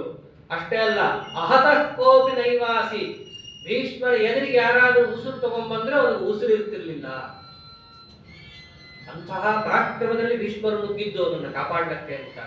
ಹಾಗೇನೆ ಶ್ವೇತನು ಸುಮ್ಮನೆ ಇರಲಿಲ್ಲ, ಅವನು ಹಾಗೇನೆ ಕೌರವರ ಸೇನೆಯಲ್ಲಿದ್ದಂತಹ ಒಂದೇ ಒಂದು ಆನೆಯು ತನ್ನ ಎದುರು ತಲೆ ಎತ್ತಬಾರದು ಅಂತ ಹೋರಾಡ್ತಾ ಇದ್ದ, ಕುದುರೆ ಶಬ್ದ ಮಾಡಬಾರದು ಅಂತ ಹೋರಾಡ್ತಾ ಇದ್ದ. ಒಬ್ಬೊಬ್ರು ಅಂಥ ಪರಾಕ್ರಮಿಗಳಿದ್ರು. ಎಲ್ಲಿ ತನಕ ಆ ಶ್ವೇತನ ಒಂದು ಪರಾಕ್ರಮಕ್ಕೆ ಆ ಕೌರವರ ಪಾಳೆಯದಲ್ಲಿ ಭೀಷ್ಮರ ತುಕುಡಿಯಲ್ಲಿದ್ದಂತಹ ಪ್ರತಿಯೊಬ್ಬರು ರಥದಿಂದ ಕೆಳಗೆ ಬಿದ್ದೋಗಿದ್ರು. ಎಷ್ಟೋ ಜನ ತುಕುಡಿಯಲ್ಲಿ ಬಂದವರಲ್ಲ, ಒಬ್ರು ರಥದಲ್ಲಿ ಕಾಣಿಸ್ತಾನೆ ಇಲ್ಲ, ಆದ್ರೆ ಒಬ್ರು ಮಾತ್ರ ರಥದಲ್ಲಿ ನಿಂತಿದ್ರು. ಹಾಗೆ ದೃಷ್ಟಾಂತ ಬಹಳ ಚೆನ್ನಾಗಿ ಕೊಡ್ತಾನೆ ಸಂಜಯ. ಭೀಷ್ಮಂ ಶಾಂತನವಂ ಯುದ್ಧೆ ಸ್ಥಿತಾ ಪಶ್ಯಾಮ ಸರ್ವಶಃ ಅಧೀನೋ ದೀನ ಸಮಯೇ ಭೀಷ್ಮೋಸ್ಮಾಕಂ ಮಹಾವೇ. ಹೇಗಿದ್ದ? ಏಕಸ್ತಸ್ಥೌ ನರವ್ಯಾಗ್ರಹ ಗಿರಿರ್ ಮೇರು ನಿವಾಚನ. ಎಲ್ಲರೂ ಕೂಡ ರಥದಿಂದ ಕೆಳಗೆ ಬಿದ್ದೋಗಿದ್ರೆ ಒಬ್ಬ ಮಾತ್ರ ರಥದಲ್ಲೇ ನಿಂತಿದ್ದ ಕಡೆ ತನಕ. ಹೇಗೆ ಅಂತಂದ್ರೆ ಈ ಹಿಮಾಲಯದಲ್ಲಿ ಸೂರ್ಯ ಬರ್ತಾನೋ ಬರಲ್ವೋ ಅಂತ ಹೇಳಿ ಹೆಂಗೆ ಇರ್ತಾನೋ ಹಾಗೆ ಆ ಎಲ್ಲ ಸೈನಿಕರ ಮಧ್ಯದಲ್ಲಿ ಒಬ್ಬನೇ ಒಬ್ಬ ಸೈನಿಕನಾಗಿ ರಥದಲ್ಲಿ ಕೂತವನು ಭೀಷ್ಮ ಒಬ್ಬನೇ. ಅಂತಹ ಭೀಷ್ಮ ಎದುರುಗೊಳ್ತಾ ಇದ್ದಾನೆ ಶ್ವೇತನನ್ನ. ಎದುರುಗೊಂಡ್ರು ಶ್ವೇತನಿಗೆ ಕೋಪ ಬಹಳ ಇತ್ತಲ್ಲ, ಭೀಷ್ಮರ ಮೇಲೆ ಎಷ್ಟು ಪ್ರತಾಪ ತೋರಿಸ್ತಾ ಇದ್ದಾನೆ ಅಂದ್ರೆ ಭೀಷ್ಮರದ್ದೇ ಮೇಲುಗೈ ಆಗುತ್ತೆ ಅಂತ ಎಲ್ಲರೂ ಅನ್ಕೊಂಡಿದ್ರು ಮೊದಲು. ಕಡೆಗೆ ಆ ಶ್ವೇತನೇ ಭೀಷ್ಮರನ್ನ ಬೀಳಿಸಿದ ರಥದಿಂದ. ಅಭಿಮನ್ಯು ಬರೀ ಧ್ವಜ ಅಲ್ಲಾಡಿಸಿದ್ದ ಅಷ್ಟೇ. ಶ್ವೇತನ ಪರಾಕ್ರಮಕ್ಕೆ ಅವರ ಧ್ವಜ ಕೆಳಗೆ ಮುರಿದು ಬಿದ್ದೇ ಬಿಡುತ್ತೆ ಭೀಷ್ಮರ ರಥದ್ದು. ಸಾಮಾನ್ಯವಾಗಿ ಯುದ್ಧದಲ್ಲಿ 4-6 ಜನ ಅಲ್ಲ, ಸಾವಿರಾರು ಜನರ ಮಧ್ಯೆ ಇರ್ತಾರೆ. ಏನ್ ನಡೀತಾ ಇದೆ ಅನ್ನೋದು ಕೂಡ ಗೊತ್ತಾಗಲ್ಲ. ದುರ್ಯೋಧನ ಅಲ್ಲಿ ಇಲ್ಲಿ ಕಣ್ಣು ಆಡಿಸ್ತಾ ಇದ್ದ. ಭೀಷ್ಮಾಚಾರ್ಯ ರಥದ ಮೇಲೆ ಧ್ವಜನೇ ಇಲ್ಲ. ಬಿದ್ರು ಭೀಷ್ಮ ಅಂತಾನೆ ಅನ್ಕೊಂಡ ಅವನು. ಹೋಯ್ತು, ನಾನೇನೋ ಬಹಳ ಅನ್ಕೊಂಡಿದ್ದೆ, ಇವ್ರು ನಂಬ್ಕೊಂಡು ಯುದ್ಧ ಶುರು ಮಾಡಿದೆ, ಬಿದ್ದೆ ಹೋದ್ರ ಇವರು. ಅಲ್ಲಿ ಇಲ್ಲಿ ಕೇಳ್ದ, ಇಲ್ಲ ಇಲ್ಲ ಬಹಳ ಧ್ವಜ ಮಾತ್ರ ಬಿದ್ದಿದೆ, ಅವ್ರಿಗೆ ರಥದಲ್ಲೇ ಇದ್ದಾರೆ ಅಂತ ತಿಳ್ಕೊಂಡ. ತಕ್ಷಣ ತನ್ನಲ್ಲಿನವ್ರಿಗೆ ಹೇಳ್ತಾನೆ, ತನ್ನ ತುಕುಡಿಯಲ್ಲಿದ್ದವ್ರಿಗೆ, ನಾವು ಕಣ್ಣಿಂದ ಬಿಟ್ಟು ನೋಡ್ತಾ ಇದ್ದೀವಿ, ಆಗಲೇ ಭೀಷ್ಮರು ಬೀಳೋದನ್ನ ನಾನು ನೋಡಕ್ ಇಷ್ಟಪಡಲ್ಲ. ನನ್ನ ಕಣ್ಣು ಎಲ್ಲಿ ತನಕ ಚೆನ್ನಾಗಿ ತೆಕ್ಕೊಂಡಿರುತ್ತೋ ಅಲ್ಲಿ ತನಕ ಭೀಷ್ಮನು ಕಣ್ಣು ತೆಕ್ಕೊಂಡಿರ್ಬೇಕು. ಎಲ್ಲರೂ ಹೋಗ್ರಿ ಭೀಷ್ಮರ ಕಡೆ ಅಂತ ತನ್ನ ತುಕುಡಿಯಿಂದ ಅಲ್ಲಿ ಕಳಿಸ್ತಾರೆ ಭೀಷ್ಮಾಚಾರ್ಯನ ಕಾಪಾಡ್ಲಿಕ್ಕೆ ಅಂತ ಹೇಳಿ. ದುರ್ಯೋಧನನ ತುಕುಡಿ ಬಂತು, ಭೀಷ್ಮಾಚಾರ್ಯದ್ದೇ ತುಕುಡಿ ಇತ್ತು. ಯಾರಿಗೂ ಶ್ವೇತನನ್ನ ಎದುರಿಸ್ಲಿಕ್ಕೆ ಆಗ್ತಾ ಇಲ್ಲ. ಆ ಶ್ವೇತನ ಜೊತೆ ಅವರ ತುಕುಡಿಯೂ ಸೇರ್ಕೊಳ್ಳುತ್ತೆ, ಪಾಂಡವರ ತುಕುಡಿಯೂ ಕೆಲವೊಂದು. ಅವರು ಸೇರ್ಕೊಂಡಾಗ ಪ್ರತಿಯೊಬ್ಬರನ್ನು ಶ್ವೇತ ಹಿಮ್ಮೆಟ್ಟಿಸ್ತಾ ಇದ್ದಾರೆ. ಎಷ್ಟು ಹಿಮ್ಮೆಟ್ಟಿಸ್ದ ಅಂತಂದ್ರೆ ಕಡೆಗೆ ಆಯ್ತು ಭೀಷ್ಮಾಚಾರ್ಯ ಬಿದ್ದೆ ಹೋಗ್ತಾರೇನೋ ಅನ್ನೋ ಮಟ್ಟಕ್ಕೆ ಬಂದಾಗ ಅವರು ಪರಶುರಾಮ ದೇವರು ಶಿಷ್ಯರು, ಅವರು ನೋಡೋ ತನಕ ನೋಡೋದು. ಕಡೆಗೆ ರಥದಲ್ಲಿ ಕೂತು ಸುಮ್ಮನೆ ಅವ್ರಿಗೆ ಯುದ್ಧ ಮಾಡಿದ್ರೆ ಸಾಲದ್ದು ಅಂತ ಹೇಳಿ ತಮ್ಮ ನಿಜವಾದ ಪ್ರತಾಪವನ್ನು ಅವರು ತೋರಿಸ್ತಾರೆ. ಆ ಶ್ವೇತ ಬಂದಿದ್ನಲ್ಲ, ಅವನ ಕುದುರೆಗಳು ಹೋದವು, ಅವನ ಸಾರಥಿಯನ್ನು ಕೊಲ್ತಾರೆ. ಸಾರಥಿಯನ್ನು ಕೊಂದ್ಮೇಲೆ ಇನ್ನೇನು ಉಳಿತು? ರಥದಿಂದ ಹಾರಿಕೊಂಡ, ಕೈಯಲ್ಲಿ ಒಂದು ಶಕ್ತಿಯಾಯುಧ ಇತ್ತು, ಅದನ್ನು ಎಸೆದ. ಅವ್ರು ಇಂಥ ಶಕ್ತಿಯಾಯುಧ ಎಷ್ಟು ನೋಡಿಲ್ಲ ಭೀಷ್ಮಾಚಾರ್ಯ, ಯಾವುದು ಅವ್ರ ಮುಂದೆ ಕೆಲಸಕ್ಕೆ ಬರಲಿಲ್ಲ. ಗದಾ ಇತ್ತು, ಗದಾ ತಗೊಂಡು ಒಗದ ರಥದ ಮೇಲೆ. ಅದೇನೋ ಬಾಂಬ್ ಬಿದ್ದಂಗೆ ಇತ್ತದು. ಭೀಷ್ಮಾಚಾರ್ಯ ರಥನೇ ಹೋಯ್ತು. ಅಷ್ಟೊಂದು ದುಶಾಸನ ಇನ್ನೊಂದು ರಥ ತಂದುಕೊಟ್ಟ, ಅಲ್ಲಿ ಕೂತ್ರು. ಆಗ ಅಶರೀರವಾಣಿ ಆಗುತ್ತೆ. ಇಷ್ಟೆಲ್ಲ ಯುದ್ಧ ನಡೀತಿದ್ರು, ಸಾಮಾನ್ಯ ಶಸ್ತ್ರದಿಂದ ಯುದ್ಧ ಮಾಡ್ತಾ ಇದ್ರು. ಅಸ್ತ್ರ ಪ್ರಯೋಗ ಯಾರೂ ಮಾಡಿರಲಿಲ್ಲ. ಯಾಕೆ ಮಾಡಿರಲಿಲ್ಲ? ಅಸ್ತ್ರವನ್ನ ಸುಮ್ಮನೆ ಬಳಸಬಾರದು. ಅದು ಮಂತ್ರಭೂತವಾದದ್ದು. ಅದನ್ನು ಬಳಸೋದಕ್ಕೆ ಅನುಮತಿ ಇರಬೇಕು ನಮಗೆ, ದೊಡ್ಡವರು ಗುರು ಹಿರಿಯರ ಅನುಮತಿ ಇರಬೇಕು, ಅಂದ್ರೆ ಮಾತ್ರ ಬಳಸಬೇಕು. ಅಲ್ಲಿ ತನಕ ಬಳಸಕ್ಕೆ ಹೋಗಿರಲಿಲ್ಲ. ಯದ್ಯಪಿ ಎಲ್ಲರೂ ಅನ್ಕೋತಾ ಇದ್ರು ಯಾಕೆ ಭೀಷ್ಮಾಚಾರ್ಯ ಏನು ತೆಗಿತಾ ಇಲ್ಲ, ಅವರು ಧಾರ್ಮಿಕರು, ನಮ್ಗೆ ಅನುಮತಿ ಇಲ್ಲ. ಆಗ ಅಶರೀರವಾಣಿ ಆಗುತ್ತೆ ದೇವತೆಗಳಿಂದ, ಇಲ್ಲ ಟೈಮ್ ಬಂದಿದೆ, ನೀವು ಅಸ್ತ್ರವನ್ನು ಬಳಸಬಹುದು ಅಂತ ದೇವತೆಗಳ ಅಶರೀರವಾಣಿಯನ್ನ ಕೊಟ್ಟ ಮೇಲೆ ಆ ಅಸ್ತ್ರ ಈ ಅಸ್ತ್ರಕ್ಕೆ ಹೋಗೋದೇ ಇಲ್ಲ. ಅವರು ಸೀದಾ ಬ್ರಹ್ಮಾಸ್ತ್ರಕ್ಕೆ ಹೋಗ್ತಾರೆ. ಬ್ರಹ್ಮಾಸ್ತ್ರವನ್ನೇ ಸಂಧಾನ ಮಾಡಿ ಬ್ರಹ್ಮಾಸ್ತ್ರ ಪ್ರತ್ಯಸ್ಥ ಇಲ್ಲ. ಅವಾಗ ಅವರು ಶ್ವೇತನ ಮೇಲೆ ಬಿಟ್ಟಾಗ ಶ್ವೇತ ಕಡ್ಕೊಂಡು ಬೀಳ್ತಾನೆ. ಯಾವಾಗ ಶ್ವೇತ ಕಡ್ಕೊಂಡು ಬೀಳ್ತಾನೋ ಅಲ್ಲಿ ತನಕ ಎಲ್ಲರೂ ಏನು ಅನ್ಕೊಂಡಿದ್ರಿಲ್ಲ, ಪಾಂಡವರು ಗೆಲ್ತಾರೆ ಇವತ್ತು, ಈ ದಿವಸ ಪಾಂಡವರದ್ದೇ ಅಂತ ಅನ್ಕೊಂಡಿದ್ರು. ಯಾವಾಗ ಮಧ್ಯಾಹ್ನ 2-2:30 ಹೊತ್ತಿಗೆ ಶ್ವೇತ ಬಿದ್ದನೋ ಅವಾಗ ಅಸ್ತ್ರಕ್ಕೆ ಅವಕಾಶ ಸಿಕ್ಬಿಡ್ತು.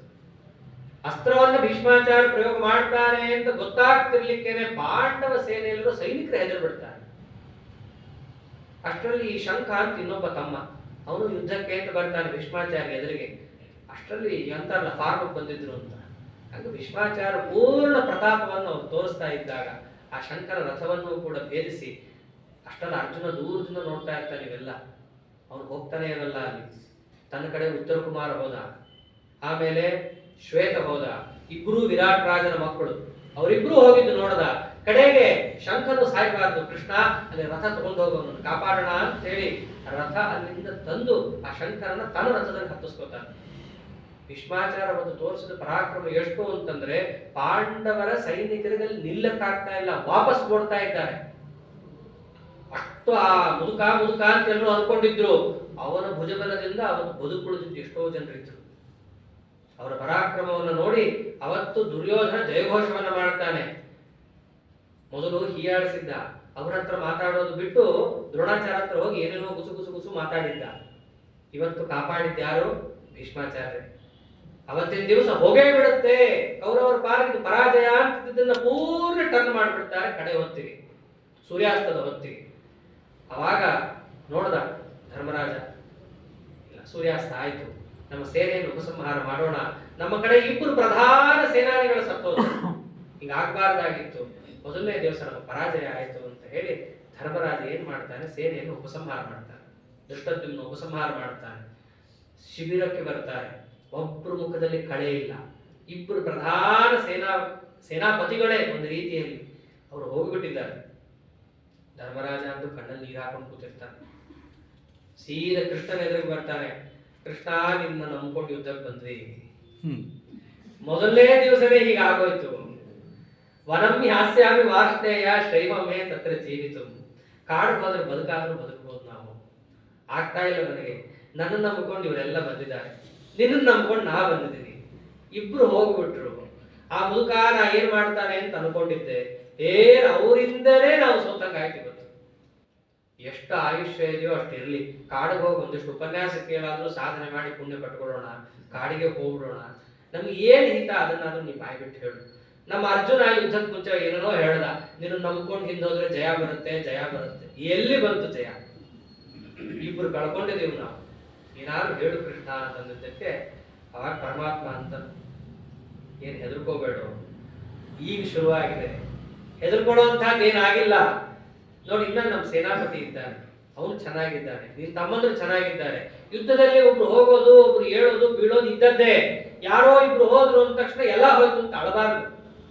ಕರಿ ನಿನ್ ಸೇನಾಪತಿಯನ್ನ, ನಾಳೆ ಯೋಚನೆ ಮಾಡು, ಎಲ್ಲಾರಿನ ಬದುಕಿದಾರಲ್ಲ, ಧೈರ್ಯ ತುಂಬುತ್ತಾನೆ ಪರಮಾತ್ಮ. ಅವಾಗ ದುಷ್ಟದ್ಯುಮ್ನನ್ನ ಕರೆದ. ಧರ್ಮರಾಜನ ಮುಖದಲ್ಲಿ ಏನೂ ಕಾಂತಿ ಇಲ್ಲ. ಅಲ್ಲಪ್ಪ ಸೇನಾಪತಿ, ಶಬ್ದ ನೋಡ್ರಿ, ಆಗ ಸೇನೆಗೆ ಪತಿ ಅಂತ ಮಾಡಿದೀನಿ, ಏನ್ ಕೆಲಸ ಮಾಡಿದೀಯಾ ಅಂತ ಅರ್ಥ ಅದಕ್ಕೆ. ಸೇನಾಪತಿ ದುಷ್ಟದ್ಯುಮ್ನ ಸಂಬೋಧನೆ ಮಾಡ್ಬೇಕಾದ ರೀತಿನೇ ಬೇರೆ. ಹೆಂಡತಿ ತಮ್ಮ ಬಹಳ ಗೌರವ ಕೊಡಬೇಕು ವಸ್ತುತಃ. ಆದ್ರೆ ಏನಾಗಿದ್ದು, ಸೇನಾಪತಿ ಏನ್ ಮಾಡ್ತಾ ಇದೀಯಾ, ನಾಳೆದೇನಾದ್ರೂ ಯೋಚನೆ ಇದೆಯಾ, ಇಲ್ಲ ಇವತ್ತಿನ ಸುಸ್ತಾಗಿದೆ ಮಲ್ಕೊಳಕ್ ಹೋಗ್ತಾ ಇದೀಯಾ, ನಾಳೆದೇನು ಅಂತ ಕೇಳ್ದ. ದುಷ್ಟದ್ಯುಮ್ನ ಅಂತ, ಇಲ್ಲ ಇವತ್ತು ವಜ್ರವ್ಯೂಹ ಅಂತ ಮಾಡಿದ್ದು, ಅಷ್ಟು ಸಕ್ಸಸ್ ಆಗ್ಲಿಲ್ಲ. ಯಾಕೆ ಸಕ್ಸಸ್ ಆಗ್ಲಿಲ್ಲ? ಧರ್ಮರಾಜ ಚೆನ್ನಾಗಿ ಹೇಳ್ತಾನೆ ಒಂದು ಮಾತು, ನಮ್ಮ ಸೇನೆಯಲ್ಲಿ ನಾನು ಯಾವ ಇಬ್ಬರನ್ನ ನಂಬುದ್ನೋ ಅದರಲ್ಲಿ ಹೋರಾಡಿದ್ದು ಒಬ್ಬ ಮಾತ್ರ. ಒಂದು ಒಳ್ಳೆ ಮಾತಂತಾನೆ, ಏಕೋ ಭೀಮ ಪರಶಕ್ತ್ಯ ಯುದ್ಧತ್ತೇವ ಮಹಾಭುಜ. ನಾನು ಯುದ್ಧ ನೋಡ್ತಾ ಇದ್ದೆ, ನಾನು ಇಬ್ರು ನಂಬಿಕೊಂಡು ಯುದ್ಧ ಶುರು ಮಾಡಿದ್ದು, ಒಂದು ಭೀಮ, ಇನ್ನೊಬ್ಬ ಅರ್ಜುನ. ಒಬ್ಬನೇ ಒಬ್ಬ ಹೋರಾಡ್ದ, ಇನ್ನೊಬ್ಬ ಅರ್ಜುನ ಹೇಗೆ ಹೋರಾಡ್ದ ಇವತ್ತು? ಮಧ್ಯಸ್ಥ ವಿಭ ಪಶ್ಯಾಮಿ ಸಮರೇ ಸವ್ಯಸಾಚಿನ. ಅವನೊಬ್ಬ ಮಧ್ಯಸ್ಥನ್ ತರ ಹೋರಾಡ್ತಾ ಇದ್ದಾನೆ. ನಮ್ ಟೀಮಾಗ ಅವನು ಹೋರಾಡ್ತಾನೆ ಇಲ್ಲ. ಒಬ್ಬನೇ ಒಬ್ಬ ಹೋರಾಡಿದ್ರೆ ಹೇಗಾಗುತ್ತೆ ಅಂತ ಹೇಳಿ ಧರ್ಮರಾಜ ಹೇಳ್ತಾನೆ. ನಿಜವಾಗಿಯೂ ಒಬ್ಬನೇ ಒಬ್ಬ ಮೊದಲನೇ ದಿವಸ ಹೋರಾಡಿದ್ದು. ಅದು ಯಾಕೆ? ಕ್ಷತ್ರ ಧರ್ಮ ಮನುಸ್ಮರನ್, ಇದು ಕ್ಷತ್ರಿಯ ಧರ್ಮ ಅಂತ ನೋಡಿ ಒಬ್ಬನೇ ಹೋರಾಡಿದ್ದು. ಮಿಕ್ಕದವರು ಹೋರಾಡಲೇ ಇಲ್ಲ ನಮ್ಮ ಕಡೆ. ನಿಮ್ಮನ್ನಂತೂ ನಾನು ಲೆಕ್ಕಕ್ಕೆ ಹೇಳುದಿಲ್ಲ. ನಿಷ್ಠುರವಾಗಿ ಮಾತಾಡ್ತಾನೆ ಧರ್ಮರಾಜ ಸೇನಾಧಿಪತಿ ಎದುರಿಗೆ. ಆಗ ಅವನಂತಾನೆ, ಇಲ್ಲ ಇವತ್ತು ಸ್ವಲ್ಪ ಎಡವಟ್ಟಾಯ್ತು, ಒಪ್ಪಿಕೊಂಡ. ನಾಳೆ ದಿವಸ ಹೀಗಾಗಲ್ಲ. ನಾಳೆ ದಿವಸ ನಾನು ಕ್ರೌಂಚ ವ್ಯೂಹ ಅಂತ ನಾನು ರಚನೆ ಮಾಡ್ತೀನಿ.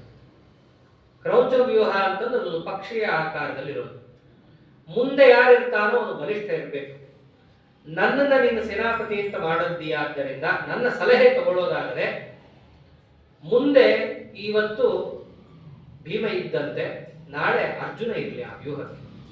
ಅರ್ಜುನನನ್ನ ವ್ಯೂಹದ ಮಧ್ಯಭಾಗದಲ್ಲಿ ನಿಲ್ಲಿಸೋಣ, ಭೀಮಾದಿಗಳನ್ನ ಆ ವ್ಯೂಹದ ರಕ್ಷಕರನ್ನ ಆ ಕಡೆ ಈ ಕಡೆ ನಿಲ್ಲಿಸೋಣ ಅಂತ ನಾನು ಹೇಳ್ತೀನಿ ಅಂತ ಹೇಳಿ ಆ ವ್ಯೂಹವನ್ನ ತಾವು ತಯಾರು ಮಾಡ್ಕೋತಾರೆ. ಕ್ರೌಂಚ ವ್ಯೂಹವನ್ನ ಎರಡನೇ ದಿವಸ. ಅದರಂತೆ ಕೌರವರ ಪಾಳ್ಯದಲ್ಲೂ ಕೂಡ ಭೀಷ್ಮಾಚಾರ್ಯ ಇವೆಲ್ಲ ಅರದು ಕುಡಿದಿದ್ದಾರು. ನೀನು ಏನೇ ವ್ಯೂಹ ಮಾಡು, ಪ್ರತಿ ವ್ಯೂಹ ನಾ ಮಾಡ್ತೇನೆ. ಹೌದು, ಓದಿದ್ದೇ ಅಷ್ಟು ಓದಿದಾರು. ಔಟ್ ಆಫ್ ಸಿಲೆಬಸ್ ಅನ್ನೋದು ಇಲ್ಲೇ ಇಲ್ಲ ಭೀಷ್ಮಾಚಾರ್ಯರಿಗೆ ಯಾವುದು. ನೀನು ಏನು ವ್ಯೂಹ ಮಾಡ್ತೇವೋ ಪ್ರತಿ ವ್ಯೂಹ ನಾ ಮಾಡ್ತೀನಿ. ಅದರಂತೆ ಅವರು ಒಂದು ವ್ಯೂಹವನ್ನು ರಚನೆ ಮಾಡಿ ಎರಡನೇ ದಿವಸ ಯುದ್ಧಕ್ಕೆ ನಿಂತಾಗ ಯುದ್ಧ ಪ್ರಾರಂಭ ಆಗುತ್ತೆ. ಮೊದಲಿಗೆ ಭೀಷ್ಮಾಚಾರ್ಯರೇ ನಿಂತಿರ್ತಾರೆ. ಅವತ್ತಿನ ದಿವಸ ಅರ್ಜುನನೇ ಮುಂದೆ. ಮೊದಲನೇ ದಿವಸ ಆಗಿದ್ರೆ ಭೀಮ ಇದ್ದಿದ್ದು, ಅರ್ಜುನ ಹಿಂದೆ ಇದ್ದ. ಇವತ್ತು ಭೀಮ ಎಲ್ಲೋ ಪಕ್ಕದಲ್ಲಿದ್ದಾರೆ. ಹಾಗಾಗಿ ಅರ್ಜುನನೇ ಭೀಷ್ಮನನ್ನು ಎದುರುಗೊಳ್ಳಬೇಕಾದ ಅನಿವಾರ್ಯತೆ ಬರುತ್ತೆ. ಎಲ್ಲರೂ ನೋಡ್ತಾ ಇರ್ತಾರೆ. ಅಭಿಪತ್ಯ ಮಹಾಬಾಹು ಭೀಮೋ ಭೀಷ್ಮೋ ಭೀಮ ಪರಾಕ್ರಮ ಸೌಭದ್ರೇ ಭೀಮಸೇನೇ ಚ ಸಾತ್ಯಕೌ ಚ ಮಹಾರಥೆ ಕೈಕಯೇ ಚ ವಿರಾಟೇ ಚ ಧೃಷ್ಟದ್ಯುಮ್ನೇ ಚ ಪಾರ್ಶ್ವತ ಏತೇಷು ನವವೀರೇಷು ಚೇದಿಮತ್ಸು ಚ ಚಾಪಿಭೂಃ ವವರ್ಷ ಶರವರ್ಷಾಣಿ ಕುರು ವೃದ್ಧ ಪಿತಾಮಹಃ.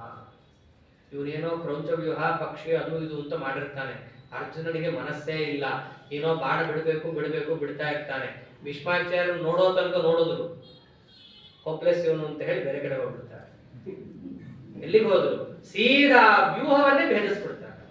ಆ ಪಕ್ಷಿ ಅಂತ ವ್ಯೂಹ ರೆಕ್ಕೆಯನ್ನೇ ಭೇದಿಸ್ಕೊಂಡು ಹೋಗ್ಬಿಡ್ತಾರೆ. ವ್ಯೂಹಂ ಅಭೇದ್ಯತ, ಆ ವ್ಯೂಹವನ್ನೇ ಭೇದಿಸಿ ಆ ವ್ಯೂಹಕ್ಕೇನೆ ಏನು ಶಕ್ತಿ ಇದೆ ಅನ್ನೋದು ಅವ್ರು ಮಾಡಿಬಿಡ್ತಾರೆ. ಅದನ್ನ ನೋಡಿದಾಗ ಅರ್ಜುನ ಮುಂದೆ ಇರ್ತಾನೆ, ಪಕ್ಷಿಯ ಮುಂಭಾಗ ರೆಕ್ಕೆಯೇ ಕಳೆದು ಹೋಗುತ್ತೆ. ಏನ್ ಮುಂದೆ ರೆಕ್ಕೆ ಕಳೆದು ಹೋದ್ರೆ ಮುಂದಿದ್ರೆ ಹಿಂದಿದ್ರೆ. ಅವಾಗ ಕೃಷ್ಣನಿಗೆ ಅರ್ಜುನ ಹೇಳ್ತಾನೆ, ಸ್ವಾಮಿ ಭೀಷ್ಮಾಚಾರ್ಯರ ಕರ್ಕೊಂಡು ಹೋಗು, ಸ್ವಲ್ಪ ಅಲ್ಲೂ ಯುದ್ಧ ಮಾಡ್ತೀನಿ ನಾನು. ಹಾಗೆ ಆಗ್ಲಿ ಅಂತಲ್ಲ. ಸಾರಥಿ ಅಂದ್ರೆ ಸಾರಥಿ, ಗುರು ಅಂದ್ರೆ ಗುರು. ಅವನ ಕೆಲಸ ಏನ್ ಮಾಡಕ್ ಬಂದಿದ್ನೋ ಪರಮಾತ್ಮ ಒಬ್ಬನೇ ಅಚ್ಚುಕಟ್ಟಾಗಿ ಮಾಡ್ತಾ ಇರೋ. ಹಾಗಾಗಿ ಅಂತ ಭೀಷ್ಮರ ಎದುರಿಗೆ ಅರ್ಜುನನನ್ನು ಕರ್ಕೊಂಡು ಹೋಗಿ ನಿಲ್ಲಿಸಿದ್ರೆ ಸಂಜಯ ಒಂದು ಮಾತಂತಾನೆ. ಏನಂತ? ಕೋವಾ ಗಾಂಧೀವ ಧನ್ವಾನಂ ಅಮನ್ಯ ಕುರುಪಿತಾಮಹ ದ್ರೌಣಿ ವೈಕರ್ತನಾಭ್ಯಾಂಬ ರತಿ ಸಂಯಾತು ಮರ್ಹತಿ. ಧೃತರಾಷ್ಟ್ರ, ಅರ್ಜುನ ಏನಾದ್ರು ನುಗ್ಗಿ ಬಂದ್ರೆ ಮೂರೇ ಜನವನ್ನ ಎದುರಾಕೋಬಹುದು. ಒಂದು ಕುರುಪಿತಾಮಹ ಭೀಷ್ಮಾಚಾರ್ಯ ಎದುರುಗೊಳ್ಬಹುದು, ಇಲ್ಲ ದ್ರೋಣಾಚಾರ್ಯ ಎದುರುಗೊಳ್ಬಹುದು, ಇಲ್ಲ ವೈಕರ್ತನಾಭ್ಯಾಂ ಕರ್ಣ ಎದುರುಗೊಳ್ಬಹುದು. ಇಲ್ಲಿ ಕರ್ಣ ಯುದ್ಧಕ್ಕೆ ಬಂದಿಲ್ಲ, ದ್ರೋಣಾಚಾರ್ಯರು ಅವ್ರ ಟೀಮಲ್ಲೇ ಇಲ್ಲ. ಎದುರುಗೊಳ್ಬೇಕಾದ್ರೆ ಭೀಷ್ಮ ಒಬ್ಬರೇ. ಅವ್ರಿಗೆ ಎದುರುಗೊಂಡ್ರು ಅರ್ಜುನನನ್ನ. ಆದ್ರೆ ಭೀಷ್ಮಾಚಾರ್ಯ ಒಬ್ಬರೇ ಅಲ್ವಲ್ಲ, ಅವ್ರ ಜೊತೆ ಎಷ್ಟೋ ಸೈನಿಕರು ಕೂಡ ಇದ್ರು, ಪ್ರಧಾನ ತುಕಡಿ. ಅವರ ಮೇಲೆ ಅರ್ಜುನ ಪ್ರತಾಪವನ್ನು ತೋರಿಸ್ತಾ ಇದ್ರೆ ದ್ರೋಣಾಚಾರ್ಯರು ಅವ್ರ ಜೊತೆ ಸೇರ್ಕೋತಾರೆ. ದ್ರೋಣ ಮತ್ತು ಭೀಷ್ಮರು ಇಬ್ಬರು ಒಟ್ಟಿಗೆಯಾಗಿ ಬಂದರೂ ಕೂಡ ಅರ್ಜುನ ಅರ್ಧ ಮನಸ್ಸಿನಿಂದ ಯುದ್ಧ ಮಾಡಿದ್ರು ಅರ್ಜುನನನ್ನು ಬಗ್ಸಕ್ಕಾಗಲ್ಲ ಅವರಿಬ್ಬರಿಗೂ. ಅರ್ಜುನ ಪೂರ್ಣ ಮನಸ್ಸಿನ ಯುದ್ಧನೇ ಮಾಡ್ತಾ ಇಲ್ಲ. ಭೀಷ್ಮಾಚಾರ್ಯ ಅವರನ್ನು ಬಿಟ್ಟು ಹೋಗ್ಬಿಟ್ಟಿರ್ತಾರೆ, ಇವನೇನು ಯುದ್ಧ ಮಾಡ್ತಾ ಇಲ್ಲ ಅಂತ. ಅಂತಹದ್ದು ಸ್ವಲ್ಪ ಮನಸ್ಸಿನಿಂದ ಯುದ್ಧ ಮಾಡಕ್ ಶುರು ಮಾಡಿದ್ರು ಅರ್ಜುನನ್ನು ಎದುರ್ಸಕ್ಕಾಗ್ತಾ ಇಲ್ಲ ಅವರಿಬ್ಬರು. ಅವಾಗ ದುರ್ಯೋಧನನೇ ಅಂತಾನೆ, ಏನಿದು ಅಜ್ಜ, ಅರ್ಜುನನ ಎದುರುಗೊಳ್ತಾ ಇಲ್ಲ ನೀವು, ಅಲ್ಲಿಂದಲೇ ಕೂಗುತ್ತಾನವನು. ಇವನನ್ನು ಎದುರುಗೊಳ್ಬೇಕು ಅಂತಾನೆ ನಿಮ್ಮನ್ನು ಸೇನಾಪತಿ ಮಾಡಿದ್ದು, ನೀವೇ ಮಾಡ್ಲಿಲ್ಲ ಅಂದ್ರೆ ಏನು? ಈ ಜೀವತಿ ಗಾಂಧೇಯ ದ್ರೋಣೇಶ ರತಿನಾಂತರೇ. ಇನ್ನ ಚುಚ್ಚಿ ಏನಂತಾನೆ ಅಂತಂದ್ರೆ, ನಿಮ್ಮನ್ನ ನಂಬ್ಕೊಂಡು ಕರ್ಣನ ಹೊರಗೆ ಹಾಕಿದ್ದೀನಿ ನಾನು.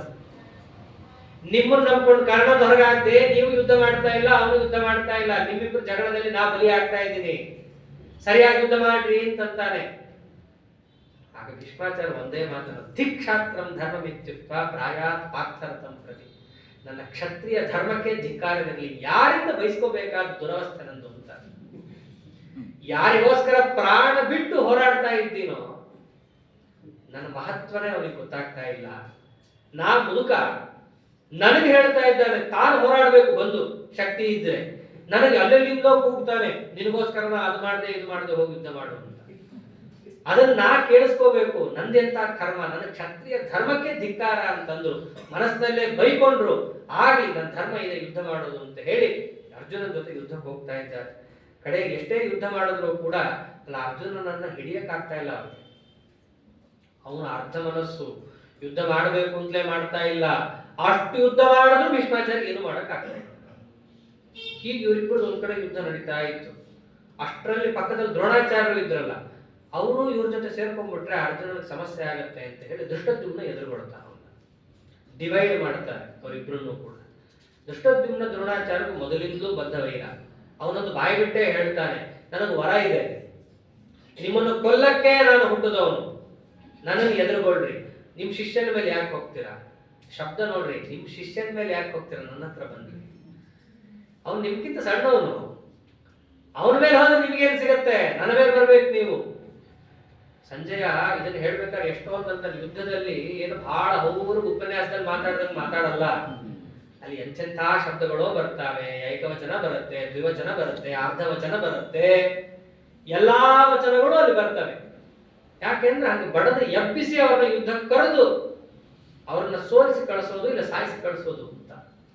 ಆಗ ಆ ದ್ರೋಣಾಚಾರ್ಯನ ಕರೆದು ಇತ್ಲಾ ಕಡೆ ಯುದ್ಧ ಮಾಡಬೇಕಾದ ದ್ರೋಣಾಚಾರ್ಯರು ತಾವೊಬ್ಬರೇ ಬರಲ್ಲ, ಕಳಿಂಗ ಸೇನೆಯನ್ನು ತಗೊಂಡು ಬರ್ತಾರೆ. ಕಳಿಂಗ ರಾಜರ ಸೇನೆ. ದ್ರೋಣಾಚಾರ್ಯರು ಧೃಷ್ಟದ್ಯುಮ್ನನ ರಥದಿಂದ ಕೆಳಗೆ ಹಾಕಿ ಕೊಂದೇ ಬಿಡಬೇಕು ಅಂತ ಹೋಗಿರ್ತಾರೆ. ಅಷ್ಟರಲ್ಲಿ ಭೀಮಸೇನ ಬರ್ತಾರೆ ಕಾಪಾಡಕ್ಕೆ. ಧೃಷ್ಟದ್ಯುಮ್ನನ್ನ ಕಾಪಾಡ್ತಾರೆ. ಕಾಪಾಡುವಾಗ ಏನಾಗುತ್ತೆ, ಆ ಧೃಷ್ಟದ್ಯುಮ್ನನ್ನ ಕಾಪಾಡುವಾಗ ಧೃಷ್ಟದ್ಯುಮ್ನ ರಥದಿಂದ ಹಾರ್ಕೊಂಡ್ಬಿಡ್ತಾನೆ. ಆ ದ್ರೋಣಾಚಾರ್ಯರ ರಥದ ವೇಗ ಇರುತ್ತಲ್ಲ, ಹೋರಾಡ್ಬೇಕಾದ್ರೆ ರಥ ಏನು ಒಂದು ಕಡೆ ನಿಲ್ಲಿಸಿ ಟಿವಿ ಸೀರಿಯಲ್ ತೋರಿಸಿದಂಗೆ ಯುದ್ಧ ಅಲ್ಲದು, ನಿಲ್ಲಕ್ಕೆ ಸಾಧ್ಯ ಇಲ್ಲ. ಒಬ್ರು ಒಂದು ಕಡೆ, ಅದು ಓಡ್ತಾ ಇರ್ಬೇಕು ರಥ, ಒಂದಲ್ಲ ಒಂದು ಕಡೆ. ಹೀಗದ ರಥ ಆ ಧೃಷ್ಟದ್ಯುಮ್ನನ್ನ ಕೆಳಗೆ ಹಾಕಿ ಅದು ಮುಂದೆ ಹೋಗ್ಬಿಡುತ್ತೆ.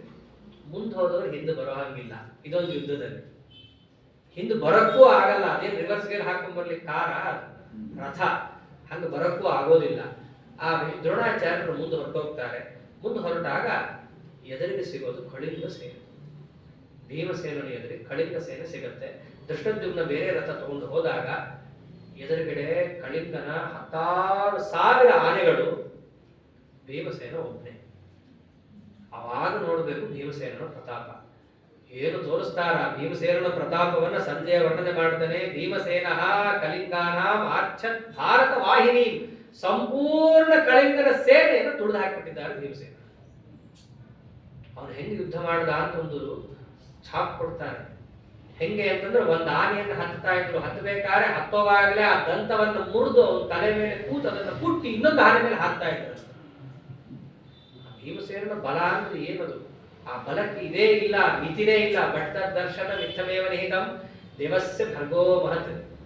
ಆ ಬಲ ಅಂತಂದ್ರೆ ಭೀಮನ ಬಲ, ಅದೇ ಶಬ್ದನೇ ಹಂಗೆ ಇರೋದಲ್ಲ, ಭೀಮ ಬಲ ಅಂತಾನೆ ಇರೋದು.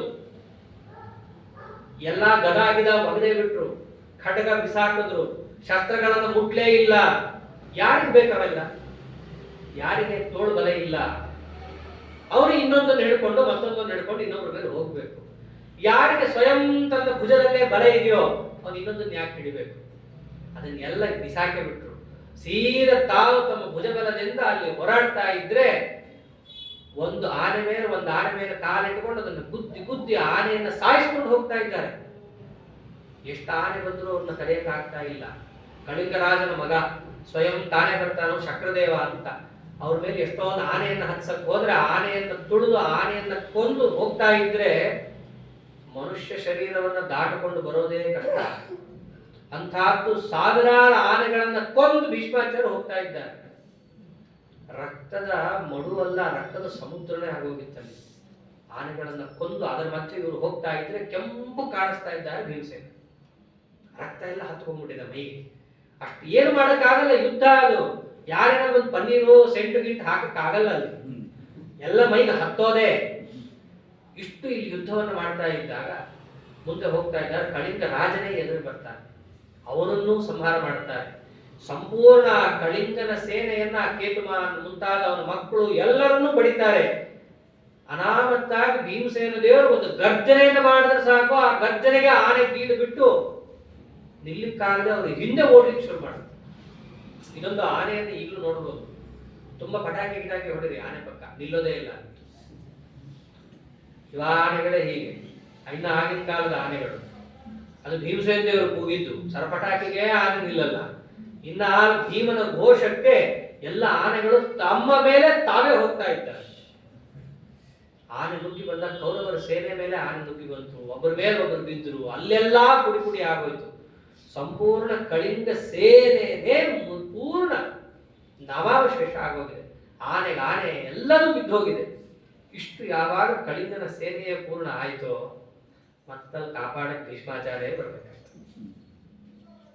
ಸುಮ್ಮನೆ ಎಲ್ಲರೂ ಭೀಷ್ಮಾಚಾರ್ಯ ಬೈತಾರೆ. ಸಂಪೂರ್ಣ ಕಳಿಂಗ ಸೇನೆಯನ್ನ ಕುಟ್ಟಿ ಇನ್ನೇನು ಭೀಮಸೇನನ ಮೇಲೆ ಭೀಷ್ಮಾಚಾರ್ಯ ಬಾಣ ಬಿಡಬೇಕು ಅನ್ನೋಷ್ಟರಲ್ಲಿ ಧೃಷ್ಟದ್ಯುಮ್ನ ಬಂದು ಏನು ಮಾಡ, ಸಾತ್ಯಕಿ ತಾನು ಬಂದು ಭೀಷ್ಮಾಚಾರ್ಯರ ಸಾರಥಿಯನ್ನು ಕೊಂದು ಬಿಡ್ತಾರೆ. ಅವರ ಆ ವೇಗದಿಂದ ರಥವನ್ನು ತರೋವಾಗ ಸಾರಥಿ ಹೋಗ್ಬಿಟ್ನಲ್ಲ, ರಥ ನಿಲ್ಸಕ್ಕೆ ಆಗ್ಲಿಲ್ಲ ಅವ್ರಿಗೆ. ಹಿಡಿಯೋರು ಯಾರು ಆ ರಥದ ಹಗ್ಗವನ್ನ, ಹಾಗಾಗಿ ರಥ ತಾನೇ ಮುಂದೆ ಹೊರಟೋಯ್ತು. ಆದ್ರೆ ಭೀಮಸೇನ ಮಾತ್ರ ಅಲ್ಲಾಡದೆ ನಿಂತಿದ್ರು. ಎಲ್ಲ ಆನೆಗಳ ಮಧ್ಯದಲ್ಲಿ ಸಹಸ್ರ ಆನೆ ಒಬ್ಬರೇ ಮಧ್ಯದಲ್ಲಿ ನಿಂತಿದ್ದಾರೆ. ಎಲ್ಲ ಆನೆಗಳು ಸತ್ತು ಹೋಗಿದೆ. ಆ ವೈಭವವನ್ನು ನೋಡ್ತಾ ಇದ್ದಾರೆ. ಎಲ್ಲ ಕೌರವರ ಸೇನೆ ಪತಳಗುಟ್ಟು ಹೋಗಿದೆ ಅವತ್ತು ಭೀಮಸೇನ ಆರ್ಭಟಕ್ಕೆ. ಯಾರಿಗೂ ನಿಲ್ಲಕ್ಕಾಗ್ತಾ ಇಲ್ಲ, ಅವ್ರ ಎದುರಿಗೆ ಯಾರು ಮಾತಾಡಕ್ಕಾಗ್ತಾ ಇಲ್ಲ. ನೋಡೋದಂತೂ ಸುದೂರ ಬರಾಹಕ, ಅಷ್ಟು ಭಯಾನಕವಾಗಿ ಕಾಣಿಸ್ತಾ ಇದ್ದಾರೆ ಭೀಮಸೇನ.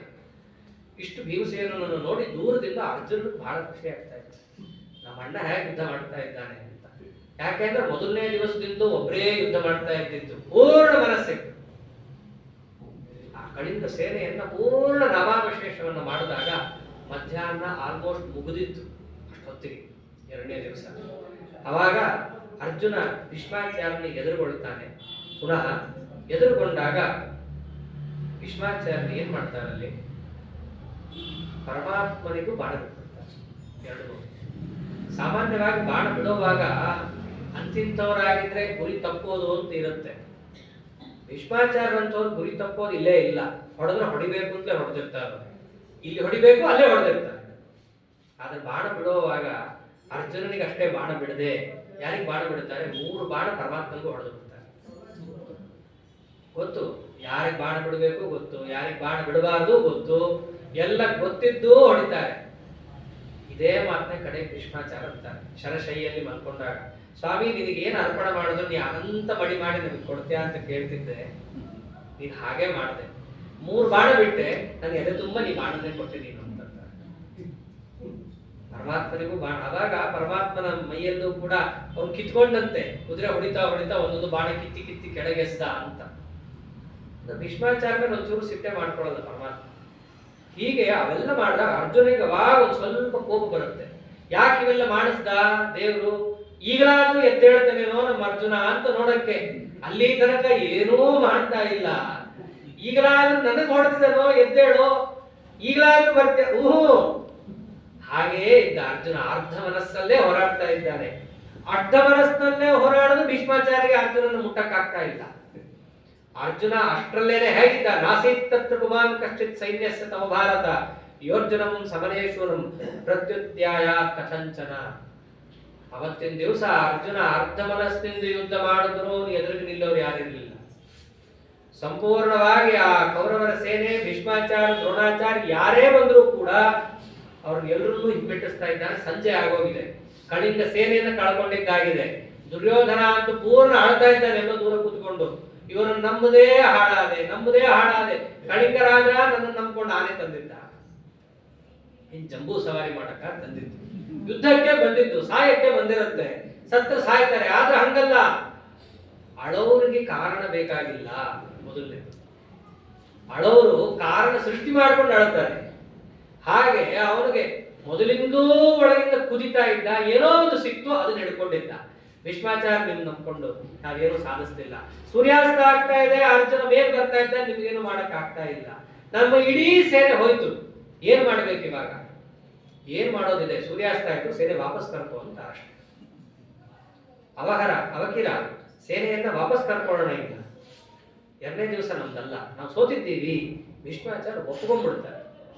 ಎರಡನೇ ದಿವಸದಲ್ಲಿ ನಮ್ಗೆ ನಷ್ಟ ಬಹಳ ಆಯ್ತು. ಮೊದಲನೇ ದಿವಸ ಗೆದ್ವಲ್ಲ ದುರ್ಯೋಧನ, ಖುಷಿಯಾಗಿರು ಅಂತಂದ್ರೆ ಏನ್ ಗೆದ್ವಿ? ಇಬ್ರು ಹೋಗಿದ್ದಲ್ಲಿ ಇವತ್ ನೋಡ್ರಿ ಸಹಸ್ರ ಆನೆಗಳು ಹೋಗಿದೆ, ಕಳಿಕ ರಾಜನೇ ಇಲ್ಲ, ಒಬ್ಬ ಪ್ರಧಾನವನ್ನೇ ಕಳ್ಕೊಂಡಿದ್ದೀವಿ, ಒಂದು ತುಕುಡಿನೇ ಇಲ್ಲ ನಮ್ಮಲ್ಲಿ, ನೀವೇನು ಮಾಡ್ಲೇ ಇಲ್ಲ ಮತ್ತೆ ಹೇಳಿ ಮತ್ತೆ ಭೀಷ್ಮಾಚಾರ್ಯನ ಆ ಯುದ್ಧದಿಂದ ವಾಪಸ್ ಬರ್ಬೇಕಾದ್ರೆ ಮತ್ತೆ ಅವನ್ನ ಬೈದಿದ್ದಾನೆ. ಹೀಗೆ ಎರಡನೇ ದಿವಸದಲ್ಲಿ ಯಾರ ಮೇಲುಗೈ ಆಯ್ತು? ಪಾಂಡವರು ತಮ್ಮ ಮೇಲುಗೈಯನ್ನು ಸಾಧಿಸಿದ್ದಾರೆ. ಕೃಷ್ಣ ನೋಡ್ತಾನೆ ಇದ್ದ, ಇನ್ನಾದ್ರೂ ಹೇಳ್ತಾನೇನೋ ಪ್ರಾಣಿ, ಸರಿಯಾಗಿ ಮಾಡ್ತಾನೇನೋ, ಯುದ್ಧ ಆಡ್ತಾನೇನೋ, ಅಲ್ಲಿ ಇಲ್ಲಿ ಬಾಣ ಬಿಡ್ತಾ ಇದ್ದಾನೆ, ಸರಿಯಾಗಿ ಹೊಡಿತಾ ಇಲ್ಲ, ಮಾತಾಡ್ತಾ ಇಲ್ಲ ಪರಮಾತ್ಮ. 18 ಅಧ್ಯಾಯ 7 ಆಗಿದೆ.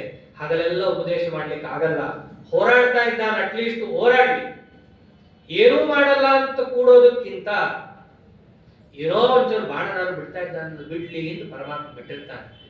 ಆದರೆ ಅವನ ಒಳಗಿಂದ ಆ ಹುಮ್ಮಸ್ಸು, ಧೈರ್ಯ, ಶೌರ್ಯ, ನಿಜವಾದ ತನ್ನ ಪರಾಕ್ರಮ ಹೊರಗೆ ಬರ್ತಾನೆ.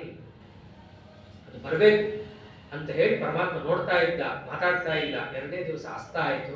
ಎರಡನೇ ದಿವಸ ಅಸ್ತ ಆದಮೇಲೆ ಮುಂದೆ ಯಾವ ರೀತಿಯಾಗಿ ಮೂರನೇ ದಿವಸಕ್ಕೆ ಪರಮಾತ್ಮ ಚಾಲನೆ ಕೊಟ್ಟ, ಅರ್ಜುನನನ್ನ ಹೇಗೆ ಮತ್ತೆ ಬಡಿದೆಬ್ಬಿಸ್ತಾನೆ ಇತ್ಯಾದಿ ಭಾಗವನ್ನ ನಾಳೆ ದಿವಸ ನೋಡೋಣ ಅಂತ ಹೇಳ್ತಾ, ಅದೇ ಕಥಾಭಿಪ್ರಾಯ ಶ್ರೀಕೃಷ್ಣ ಹರಿಯೇ ನಮಃ.